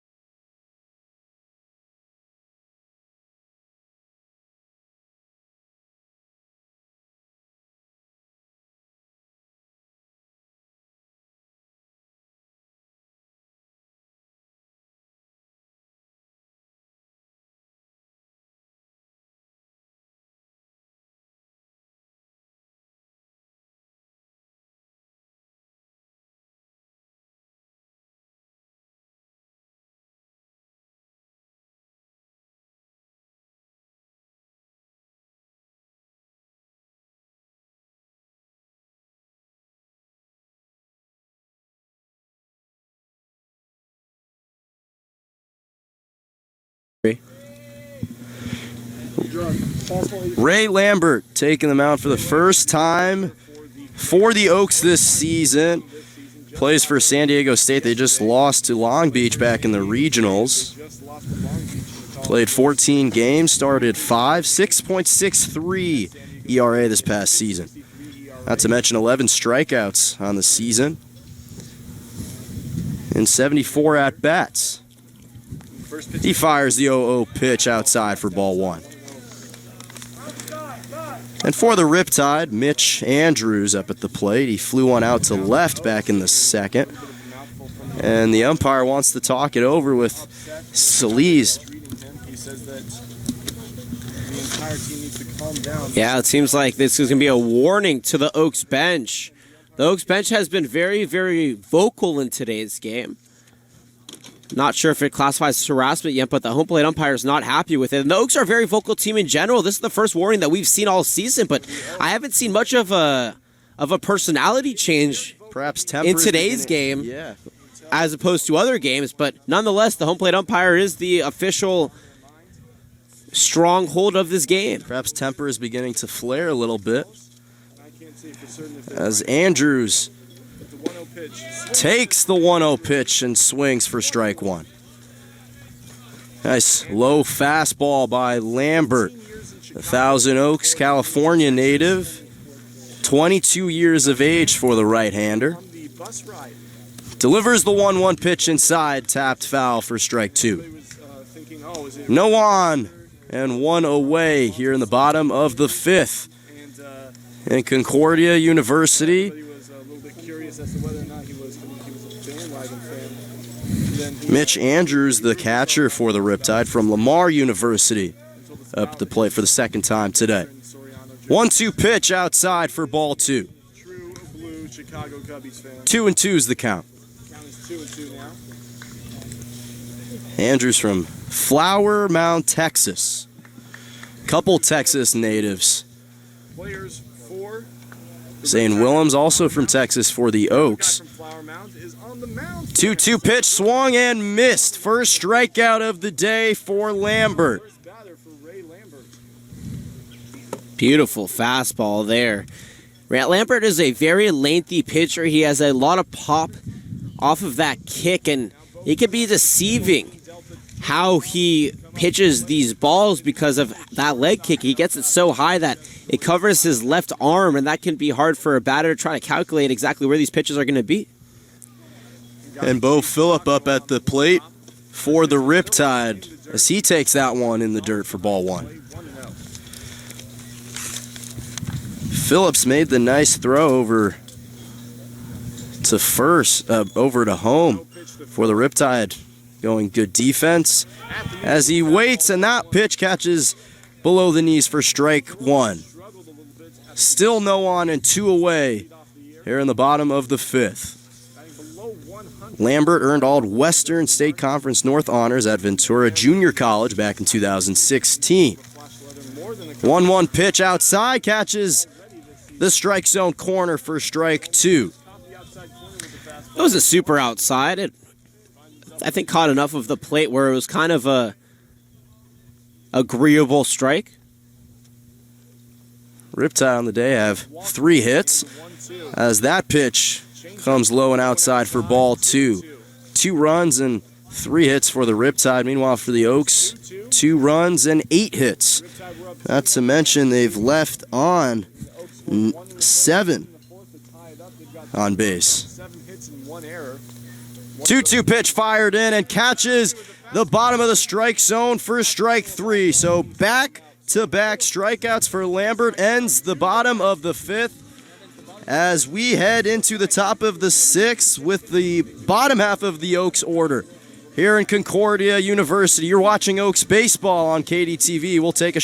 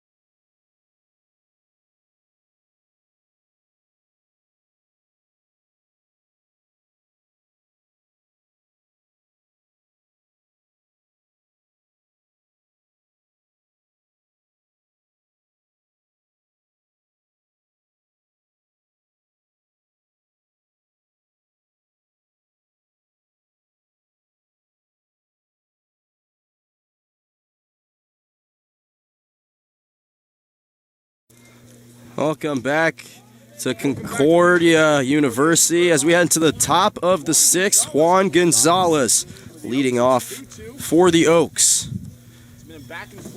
He takes that pitch outside for strike 1. Gonzalez got walked back in the 1st, flew out to center in the 2nd.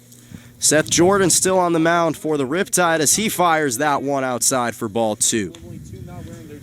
Jordan on the day has pitched a little over 1 inning. He's given up 2 runs, 1 walk, and 2 strikeouts.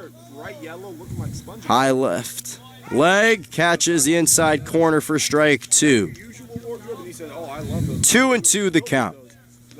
2 runs, 7 hits for the Oaks. This one was considered an error, and Gonzalez swings on that one to keep the count alive at 2-2. And we're going to reset. 2-2, take 2. Seth Jordan. Gonzalez has been hitting very well this season, but the pop in his bat hasn't been able to find the outside part of any of the ballparks. Seth Jordan fires that one, and that's going to be popped up over to Greenfield in right field for out number 1. He should change his name to Greenfield. Greenfield and right field. Definitely has a ring to it. I think I like it a little. Over in I right mean, field. obviously he's not going to change his name just because of his position in baseball, but I think it could be a little punny, if you will. That's just typical humor from Jonathan Rifkin as DJ Miller takes the 0-0 pitch and outside for strike 1. Yeah, I give you your daily dose of dumb humor here on Oaks Baseball. I wouldn't call it dumb as Miller taps the 1 pitch, and he'll be down the count here in the top of the 6th. Remember to tweet at us at Conejo_Orks, at Jonah_Malkin, or at Johnny Riff. And that's with 2 Fs. 1 F, excuse me, correct? Jonah butchering my Twitter handle. I'm gonna be nice to you because you told me that my jokes aren't dumb, so I have to be nice to you now. 1-2 is the count. Outside for ball 2. Tried to throw the cutter, but couldn't catch the inside in the strike zone. So 2-2. Miller, Ole Miss product. 0 for 2 on the day, and make that 1 for 3 as he hits the base hit over to Hussing in left field. Nice single there from Miller. Able to crack that fastball off the end of the bat, pulling it into left field for a 1-out single. That's the first hit surrendered from Jordan on the day. DJ Miller must have heard me on the broadcast as I was saying 0-2 and hit that one nicely into shallow left for his first base hit of the day. Jason Oliver back up to the plate. Swings on the 0-0 pitch for strike 1. Oliver, the Bakersfield native from California, played just 3 games for Bakersfield this year. In 4 at-bats, struck out twice, but for the Oaks, this year, had an infield in the home run, and that one's gonna be a base hit past Paulson at first, and Miller's gonna come all the way to third. Yeah, as you were talking about, in the park home run, excuse me. Oliver shows the opposite field IQ as he's able to ground it into right to bring runners at the corners, and Max Weinstein, the bat you want with runners in scoring position at the plate. Oliver able to crush that line drive past Paulson at first, and that sends Miller to third. 2 hits so far in this inning for the Oaks. Got 2 consecutive hits, and Max Weinstein, the number 2 spot on the day, 2 for 3. This is a good opportunity for him to capitalize on his strong day and get a couple RBIs as well. Weinstein has hit both of his base hits over to right center earlier in the third inning, as well as the first. All 3 have come in the right side as he flew one out to right in the 4th. He swings on the 0-0 pitch for strike 1. First pitch was a fastball on the outside corner, fouled off to the right. Fastball by Jordan on the outside. He's utilized that pitch a number of times today. He's also used that cutter as well as the changeup. The fastball seems like his most used pitch. 0-0 pitch swung and missed for strike 2. Weinstein takes a big swing and gets all air on that one. Yeah, beautiful changeup, following up on a fastball with a changeup at the heart of the plate. Weinstein was so far out in front of it, he almost swung it out of his shoes. Weinstein, the senior from Cal Lutheran, has an opportunity to put the Oaks up for the first time today as he swings and misses on the 0-2 pitch for strike 3. So down goes Weinstein for out number 2 here in the bottom of the 6th. And make that Seth Jordan's 3rd strikeout of the afternoon. Miller still over at 3rd, Oliver at 1st, with Frankie Tostada at the plate. Center fielder from Oxnard Community College. Braxton Smith came in and pitched. He has struggled in a couple previous games, 1 for 3 on the day with a single back in the 3rd, and takes the 0-0 pitch right down the street for strike 1. 0-1 in the count for Tostado. Jordan sets, fires the 1 pitch. Tostado hits that deep to right, and that one is gone. Frankie Tostado puts the Oaks up 5-2 here in the top of the 6th. After the 3-1 homer by Tostado. Oaks take that 5-2 lead in the 2nd home run on the season for Tostado, right over the right field wall. And with 1 swing of the bat, the Oaks rolling now. They have 10 hits and 5 runs. That's the Oaks' 3rd home run in 2 games. Tostado crushed that. As Cockrell, who hit a home run in yesterday's contest, comes up to the plate and takes the first pitch for strike one. 0 for 1 swing and make that 0 for 2. Count is 0 and 2. Cockrell took the second one. Cockrell Scores 5. trying to follow up after that huge home run by Tostado. Swings and Swing and a miss. miss. So strike 3, and that will do it for the top of the 6th as the Oaks, thanks in large part to Tostado's 3-run homer, puts the Oaks up 5-2 here in Concordia University. You're watching Oaks baseball on the road. Don't go anywhere. We'll take a short break.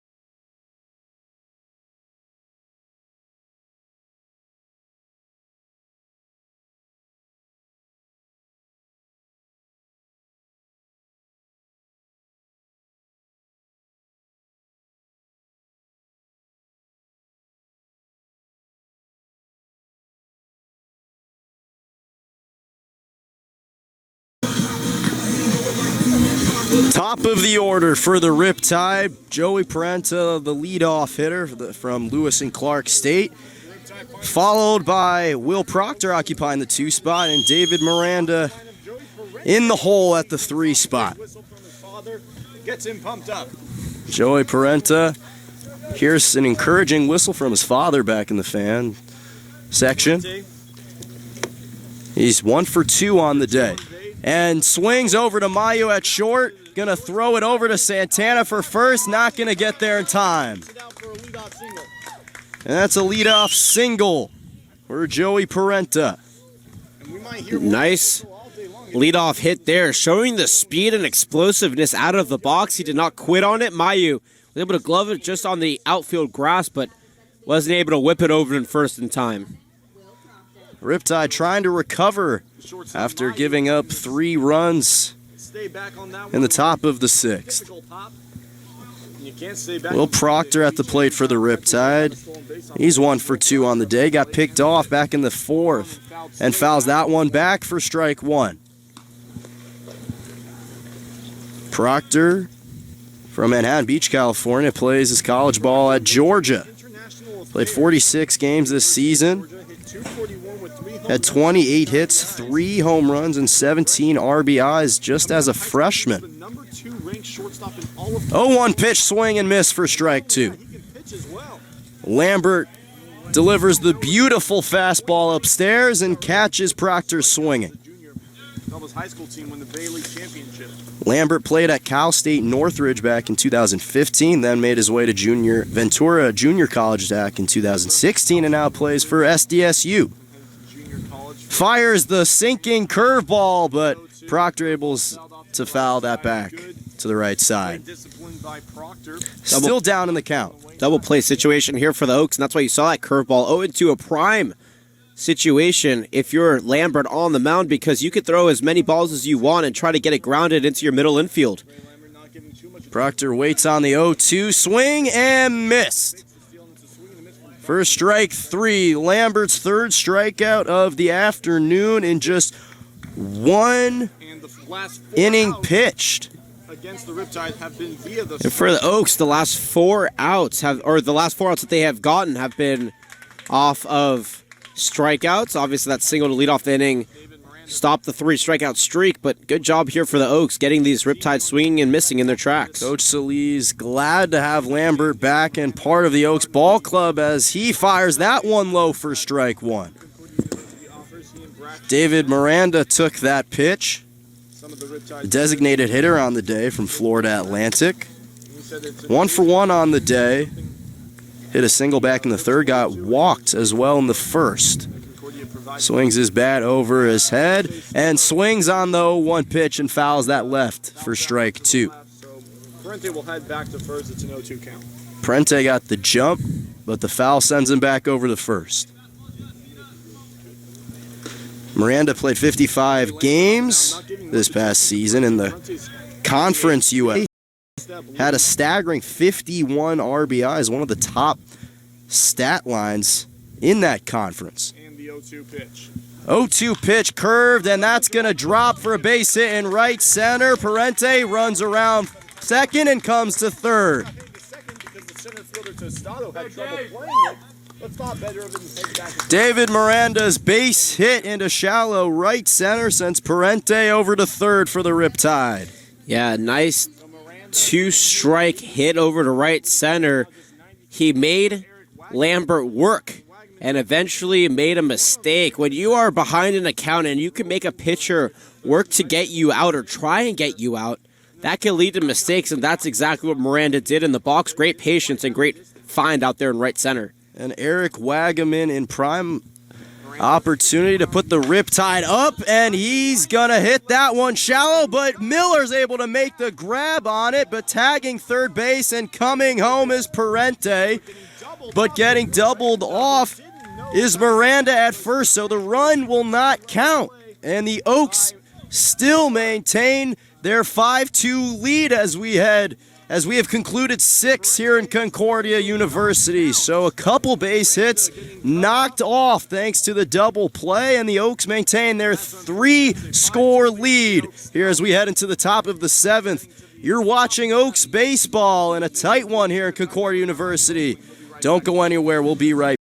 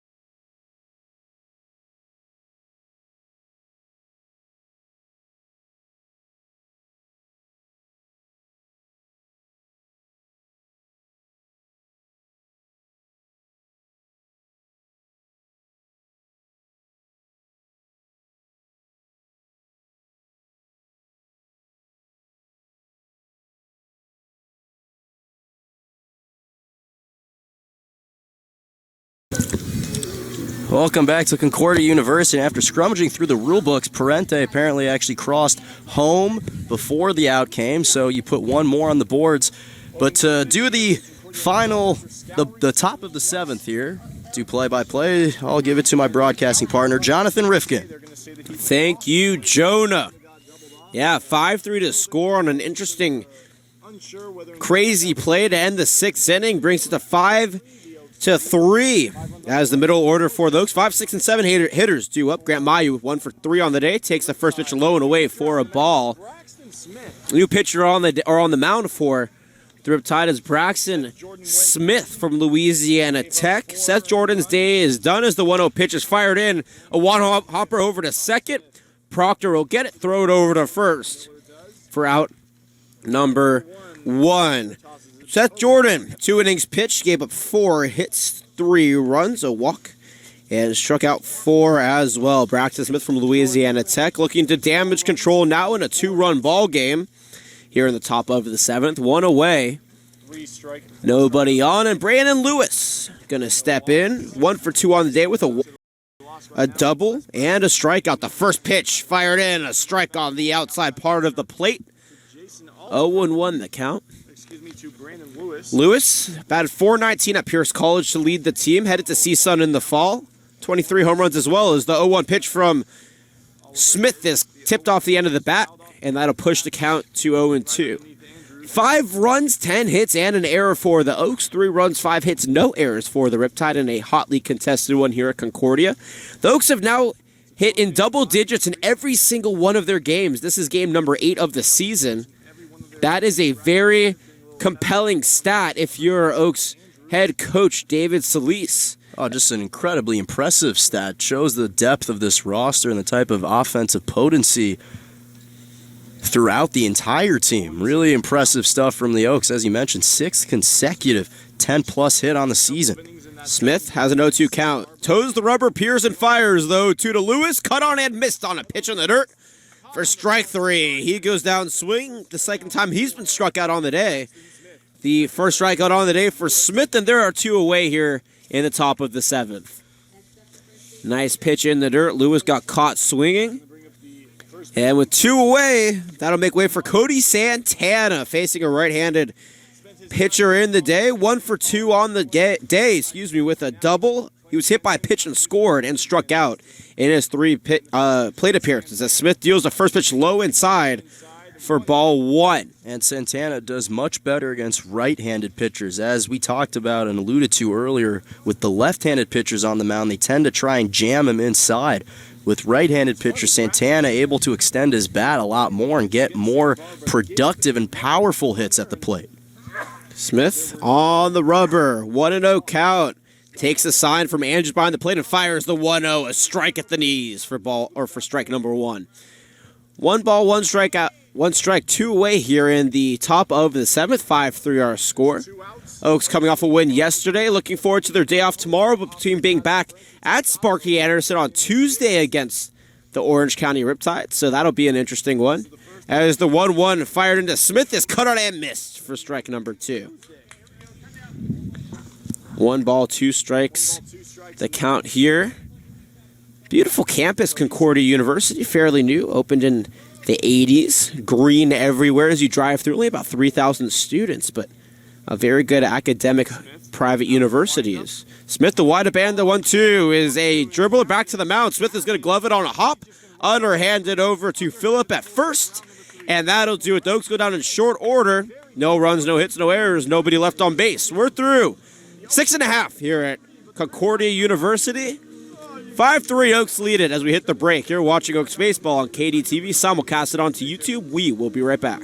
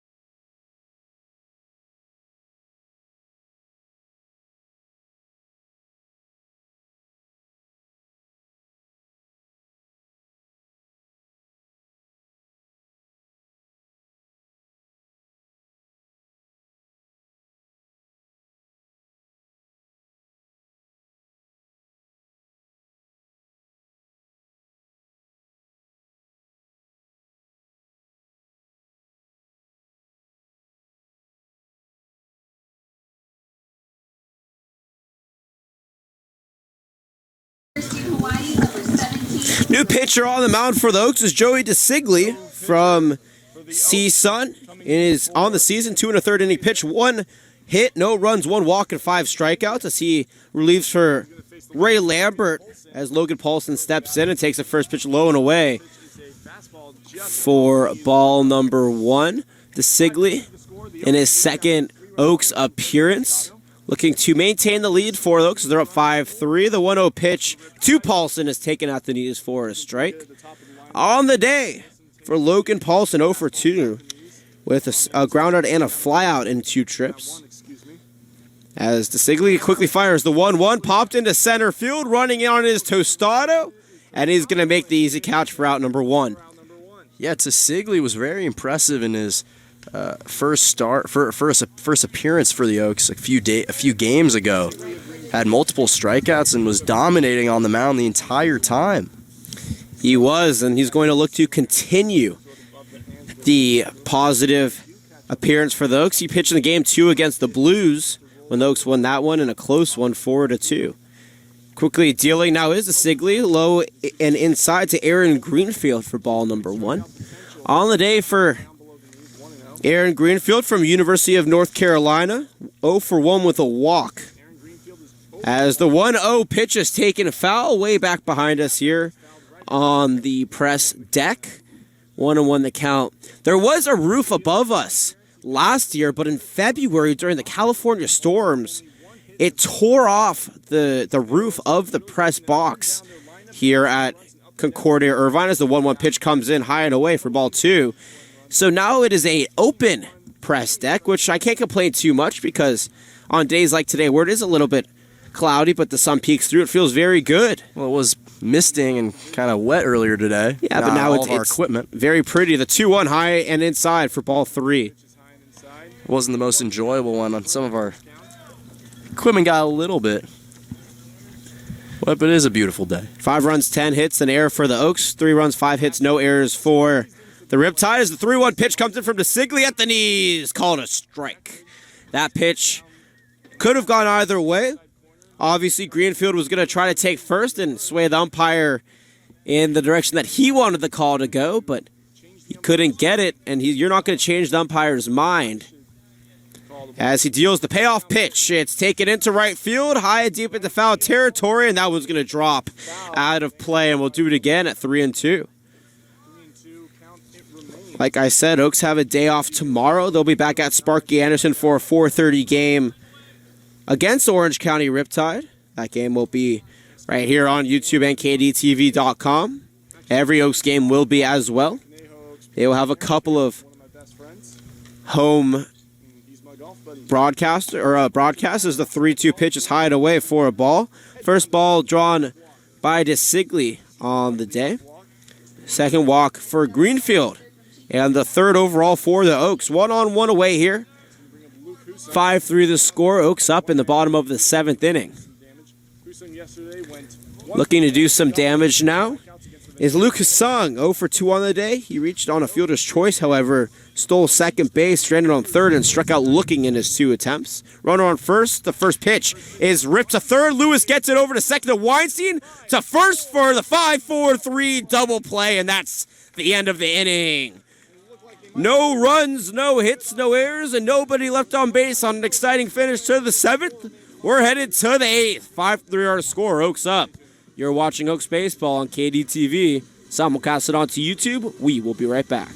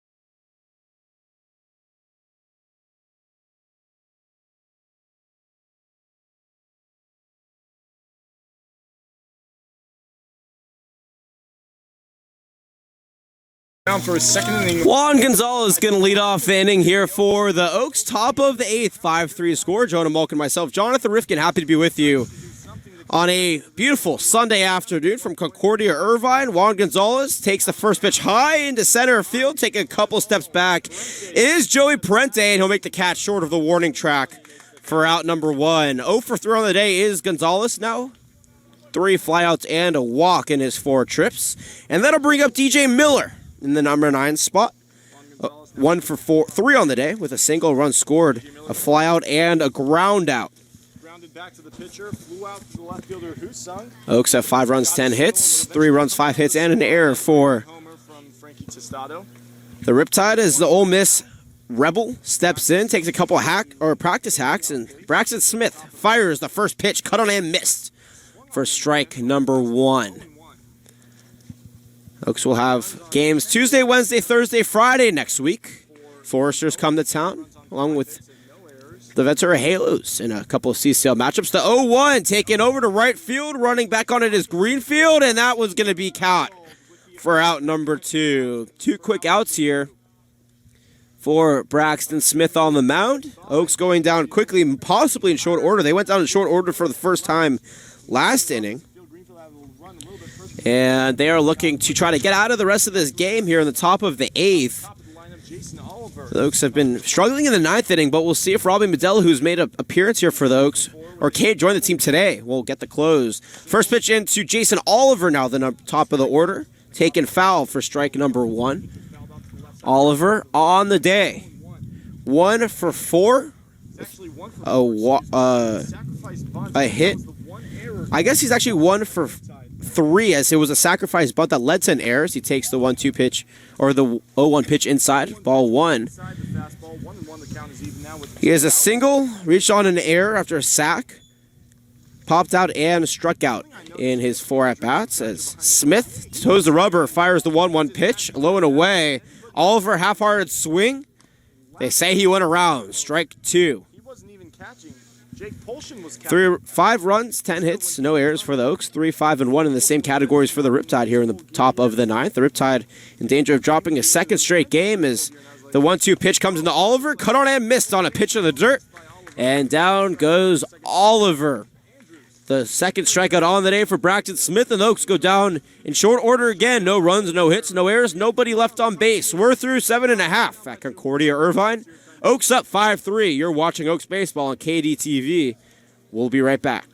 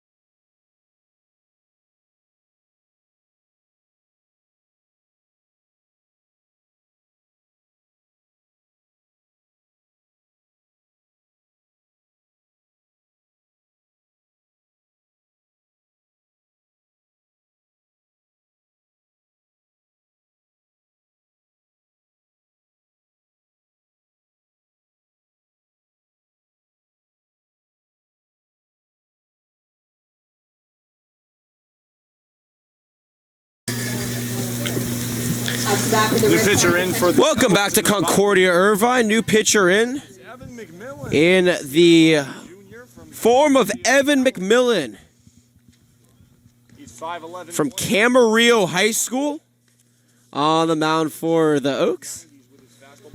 In his 3rd appearance, his last time he played was a rough one for the Oaks as Mitch Andrews steps in. The first pitch outside, called strike. We're gonna fix the slant on the camera for you in just a moment. We apologize as that gets fixed. 0-1 the count. McMillan with great pitch placement, but he pitches away from batters, and that's his Achilles heel. As you just saw there, the 0-1 pitch runs low and away in the dirt for ball number 1. The Oaks were up 4-2 in the top of the 9th. In the third and final game against the San Luis Obispo Blues a couple games ago, they brought in Evan McMillan to close things out. He ended up walking 3 batters, giving up 2 tying runs as the 1-1 pitch comes inside 2-1, and the Blues ended up winning it in 10 innings. So he has a blown save on the season, and he's going to try to redeem himself now. Oaks up 5-3, 2-1 the count to Andrews. The 2-1 pitch is ripped foul towards the left side, and that'll even the count at 2 balls and 2 strikes. Powerful pitcher, though, when he gets his strikes and his fastball going. It's like a train going 100 miles an hour right at you. It's tough to slow that thing down. 2-2 pitch from McMillan, ripped again into left field, but that'll even the count at 2-2 because it was foul. On the day for Mitch Andrews from Lamar University, the Lamar Owls. He's 0 for 2 with a strikeout and a flyout in his 2 trips. Looking to change that here is McMillan toes the rubber with the knee-high socks and fires the 2-2. Half-hearted swing goes low and away. The appeal down to first. They're saying he didn't go, and the count is now full at 3 balls and 2 strikes. Next Oaks telecast will be on Tuesday, 4:30 start at Cal Lutheran against the Orange County Riptide. Catch that on KDTV, oaksbaseball.org, and YouTube. The Oaks will be looking to either redeem themselves or capitalize on the end result of today as the payoff pitch is cut on and missed for strike 3. Down goes Andrews, and McMillan gets his first strikeout on the first batter he faced, making way for the number 9 hitter, Bo Phillip. 0 for 2 on the day with a couple of strikeouts, looking to avoid the trifecta with 1 away. And that's one of the things that McMillan has worked on is his location right there is on full display. The first pitch from McMillan is cut over to first, bounces off of the infield, off the glove of Santana into right field. What a hop, a batter's hop, if you will, off one part of the infield that just couldn't be caught by Santana. That'll be a base hit because it wasn't Santana's fault he couldn't catch it. It was the infield. So an infield single for Bo Phillip with 1 away, and the top of the order for Joey Parente. 2 for 3 on the day with a couple of doubles, a couple runs scored, and a ground out. Parente has good wheels, and he's looking to use those wheels to possibly... Bo Phillip at first base. Not much of a steal threat, but nonetheless, with only 1 away and the top of the order, he could get around. McMillan checks the run at first and fires in the first pitch to Parente outside for ball number 1. Man on first, Bo Phillip. Via a go. Lewis and Clark State University product, Joey Parente in the left-handed batter's box. We'll give you the lay of the land for the Oaks in just 1 second as he waves that bat over his left shoulder. McMillan fires the 1-0 pitch at the knees for a strike, a 2-seamer. Finding the strike zone. 1's across the board now. 1 ball, 1 strike, 1 away, 1 on here. In the bottom of the 8th, Oaks up 5-3, looking to hold on and start the season 7-1. They're 3-1 in CCL. McMillan appears the runner at first. Toes the rubber and fires the 1-1. In the dirt, the back pick attempt is not in time as Bo Phillip slides back safely. And one of the things with McMillan, he has such a fast release, a much faster release than some of the other pitchers for the Oaks. And as a consequence for opposing batters, gives them much more limited time to try and run over and steal to second. 2-1 the count. Parente back in the batter's box. Runners going. The 2-1 is low and away. Taken for ball 3. No throw, though, as that was an incredible jump by Bo Phillip. He ran and eluded McMillan. He was at second before that pitch even got home. Yeah, that might have been the one exception right there. Nice jump by Phillip. Started nearly halfway between, equidistant between the first bag and the second bag. Now a runner in scoring. Runner in scoring position, 1 away, 3-1 count. McMillan checks the runner, toes the rubber, Pearson fires the 3-1, cut on and missed. First strike, number 2. 3 balls and 2 strikes for Evan McMillan. Checking the runner at second, waiting to redeem himself here after giving up the base hit. Toes the rubber. Comes set, knee-high kick, and fires the payoff pitch. Swung and missed. First strike, 3. A half-hearted attempt there by Joey Parente. Can't get the bat on the ball, and he goes down on strike. The second strikeout on the day for Evan McMillan. The 8th on the day for the Oaks as a whole, and there are 2 away now. And the Riptide are in danger of leaving a runner in scoring position, which is not what you want to do with the tying run coming to the plate. And Coach David Solis striding over to the mound with Joe Torres warming up in the Oaks bullpen. Lefty in the bullpen warming up for the Oaks. Head coach David Solis is going to go out and talk to him. David Solis also working as the... Oh, just kidding. It's Travis Craven warming up for the Oaks. It looks a lot like Joe Torres, but it isn't. They're just talking. Doesn't look like McMillan is going to come out of this one. Perhaps Craven, I was mistaken, is warming up just in case. I have to give a shout out to the Riptide broadcaster next to me. I kind of messed him up a little bit. I said that it was Joe Torres warming up. It was Travis Craven, and he mirrored what I said. So I take full responsibility for that one. 0-2 the count. Stepping up to the plate is Will Proctor. Glad I could get that one right. Runner on second base. 2 away, 5-3 the score here in the bottom of the 8th. McMillan Pearson fires the first pitch. Foul tipped off the end of the bat. And the count will be 0-1.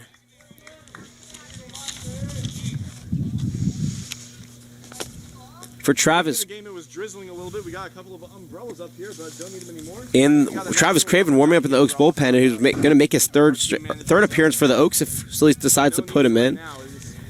But right now, just tossing some. As the 0-1 from McMillan is fired in. Grounded over to third. Lewis will glove it. Take a couple of steps. Lob it over to first in time for out number 3. No runs, a hit, no errors. 1 left on base. We're through 8 full here at Concordia University Irvine. Headed to the top of the 9th. Oaks lead it. 5-3. You're watching Oaks baseball on KDTV. We'll be right back. We'll be right back on the Oaks Riptide Network. I'm Michael Wolfling. Stay tuned.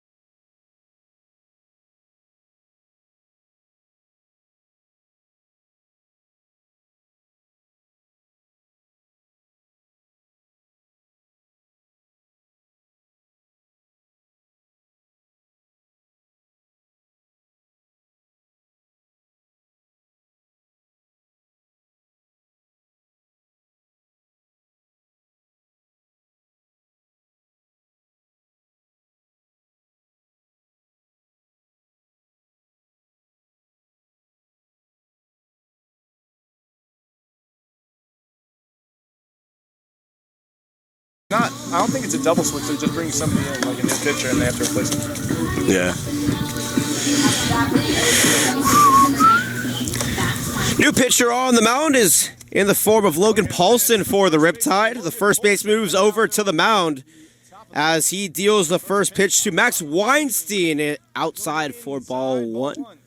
He's going to face Weinstein, Tostado, and Cockrell. On first base now for the Riptide is Phil Steering, who comes into the game. The 1-0 pitch is in the dirt, but half-hearted swing is called a strike. 1-1 strike here in the top of the 9th. Oaks up 5-3. Jonah Malkin, myself, Jonathan Rifkin. As the 1-1 pitch is a curveball hit to the shortstop, Phillip. He bobbles it, gets it. A short hop goes past the glove of Steering, and Weinstein's going to round first and go to second. That'll likely be a base hit and then an advancement on the error. Call that an E6. Nope, they'll call it an Call E6. that a double E6, actually. 2 errors on that play, 1 for bobbling it and not being able to get. Weinstein. So that'll be the second error on the day for the Riptide, as Max Weinstein is headed to second base on the error. Nobody out. Weinstein at second in scoring position. The Oaks looking to extend this lead now for Frankie Tostado. 2 for 4 on the day with 3 RBIs and a home run. Paulson deals the first pitch to Tostado. Hit high and deep to left center field. Parente and Hasung running on it. Hasung will make the catch. Tagging from second to third will be Max Weinstein. So the Oaks have a runner on third base now with 1 away. And Frankie Tostado had just an incredible comeback from a struggling day yesterday, playing extremely well. He's got 3 hits, one of which, probably the most important one of the day, the 3-1 homer. So he's really stepped up his game. Bo Phillip playing way off of second base. Middle very open. He can time up Polson. New batter now is Chase Cockrell as he takes the first pitch outside for strike 1, called on the outside part of the plate. 5 runs, 10 hits, no errors for the Oaks. 3 runs, 6 hits, 2 errors for the Riptide as the curveball is hit to Phillip. He throws it home in time to get Weinstein. Nice throw by Bo Phillip, getting it to Andrews in time to nick Weinstein out. And so that's a fielder's choice 6-2 as Cockrell will reach first base, but that eliminates the score threat, at least for now, with 2 away. And Brandon Lewis, nope, it's going to be Grant Mayu, my mistake, heading into the batter's box. Mayu heading up in the batter's box. 2 away here in the top of the 9th, 5-3 the score. Robbie Medell in full swing now in the Oaks bullpen. We'll see if the closer comes in. As the first pitch to Mayu is grounded up to the middle, backhanded by the second baseman Proctor. Will throw it over to Phillip at second, and that'll be out number 3. 4-6 on the putout. No runs, no hits, 1 error, and nobody left on base. Actually, 1 left on base. 5-3 our scores. We're headed to the bottom of the 9th, where the Riptide will look to try to at least tie a game, or if not, win it. You're watching Oaks Baseball on KDTV. We'll be right back.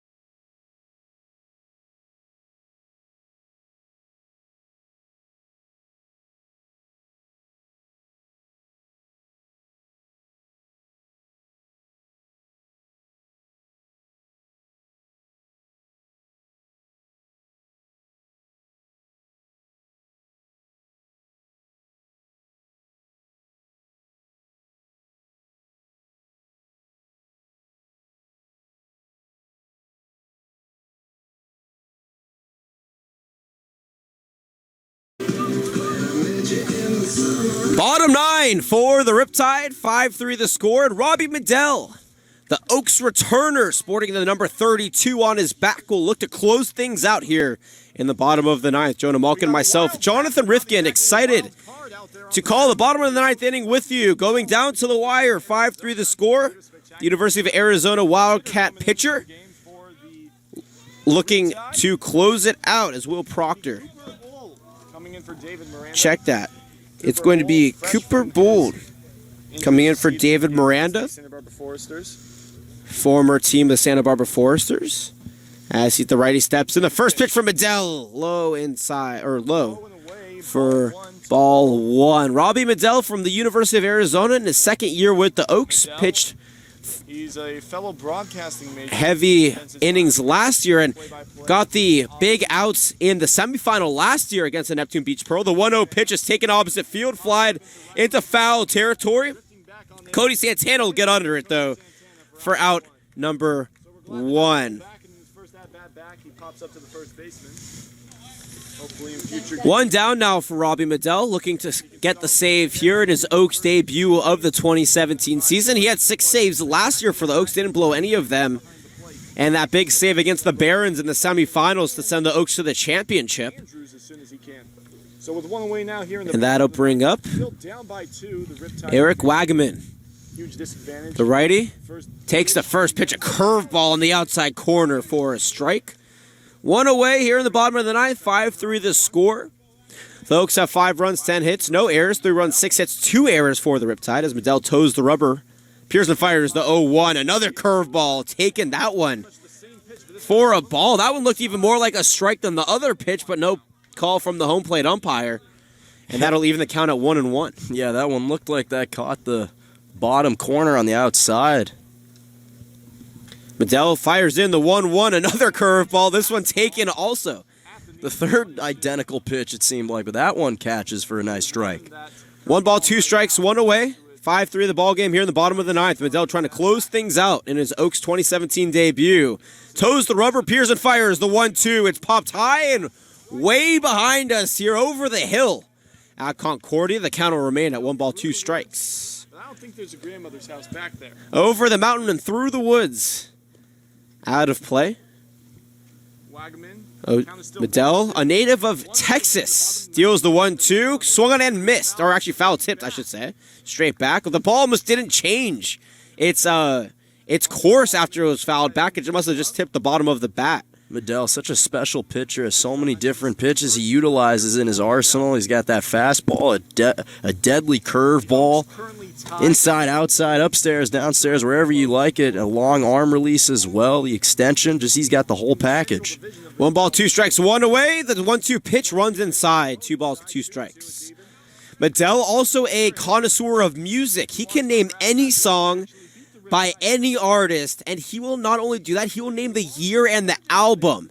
It's unbelievable. The 2-2, a curveball popped into right field foul territory. Santana running on it, but can't make the catch, and we'll do it again at 2-2. Just a brilliant, brilliant guy. He's also a broadcasting major at the University of Arizona, does play-by-play in the offseason. And he said that he wants to come on for a cameo play-by-play performance, and we're inclined to give it to him. We'll work that out and let you know when that happens. 1 away here, bottom of the 9th, 5-3. 5-3, the Oaks lead. 2-2, count 1 away. Wagaman at the plate. The 2-2 fired in from Medell is popped high in the sky into foul territory towards the left side. Lewis is going to try to get it, but it's going to go out of play. And we'll once again do it at 2-2, the third straight foul ball hit by Eric Wagaman, who's 0 for 2 on the day with a sacrifice RBI as well.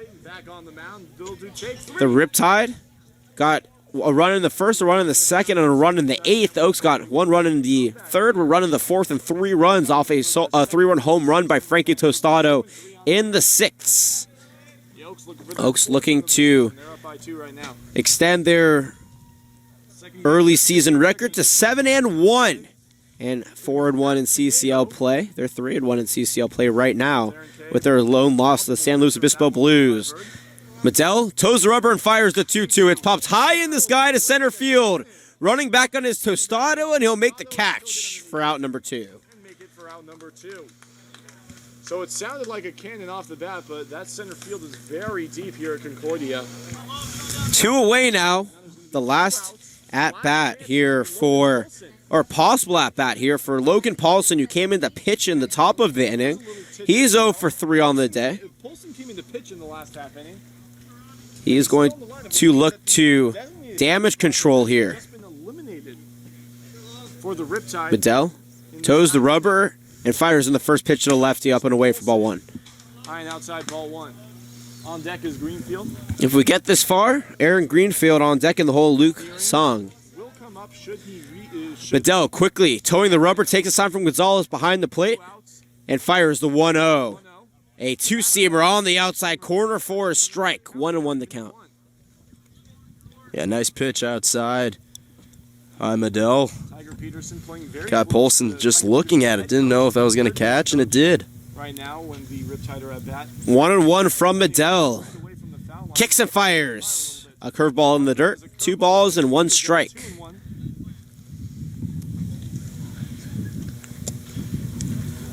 Travis Craven standing by just in case this game could get out of hand or the Riptide make a rally. As Medell takes a breath and deals the 2-1 pitch outside. 3 balls and 1 strike. 5 runs, 10 hits, no errors for the Oaks. 3 runs, 6 hits, 2 errors for the Riptide. It says 11 hits for the Oaks on the board, but it is actually 10 hits because one of the errors was not put up. The 3-1 from Medell. Cut on and missed. A fastball in the outside corner for strike number 2. And Medell now with a full count and 1 out away from the save. Paulson, 0 for 3 on the day, faces a full count as well. The lefty steps in from Hawaii. Medell toes the rubber, takes a sign and fires the 3-2. It's a chopper fouled, and we'll do it again at 3 balls and 2 strikes. Medell trying to close this thing out, to come in, been efficient. Hasn't needed to utilize so many pitches, but the ones he has have been successful so far today. 3-2 for the second time in a row. Paulson steps in, waves the bat over his left shoulder. Medell takes a breath and deals the 3-2. It's hit into center field, running back on his Tostado, and he'll make the catch for out number 3, and that's the ball game. No runs, no hits, no errors, nobody left on base here in the bottom of the 9th, and that'll do it here for the Oaks. Their record now 7-1. The winning pitcher goes to Wenner, Nate Wenner. He's 1-0 on this season. The losing pitcher, David Orendorf. Or actually, Seth Jordan, is the losing pitcher. He goes to 0-1 on the season. The save goes to Robbie Medell. He is 1-0 on the season, or 1 for 1 on saves, I should say. And the Oaks are 7-1. The Orange County Riptide drop this one. They are 4-4-1 on the season, 1-4 in CCL play. Jonah, final thoughts on this one? Well, it was an impressive showing by the Oaks. Faced a little more adversity that they have all season, being that this was their first road game of the year. But it was nice to see they had some clutch bats, especially from Frankie Tostado in that 6th inning that really kind of opened the game and gave them that cushion that they desperately needed.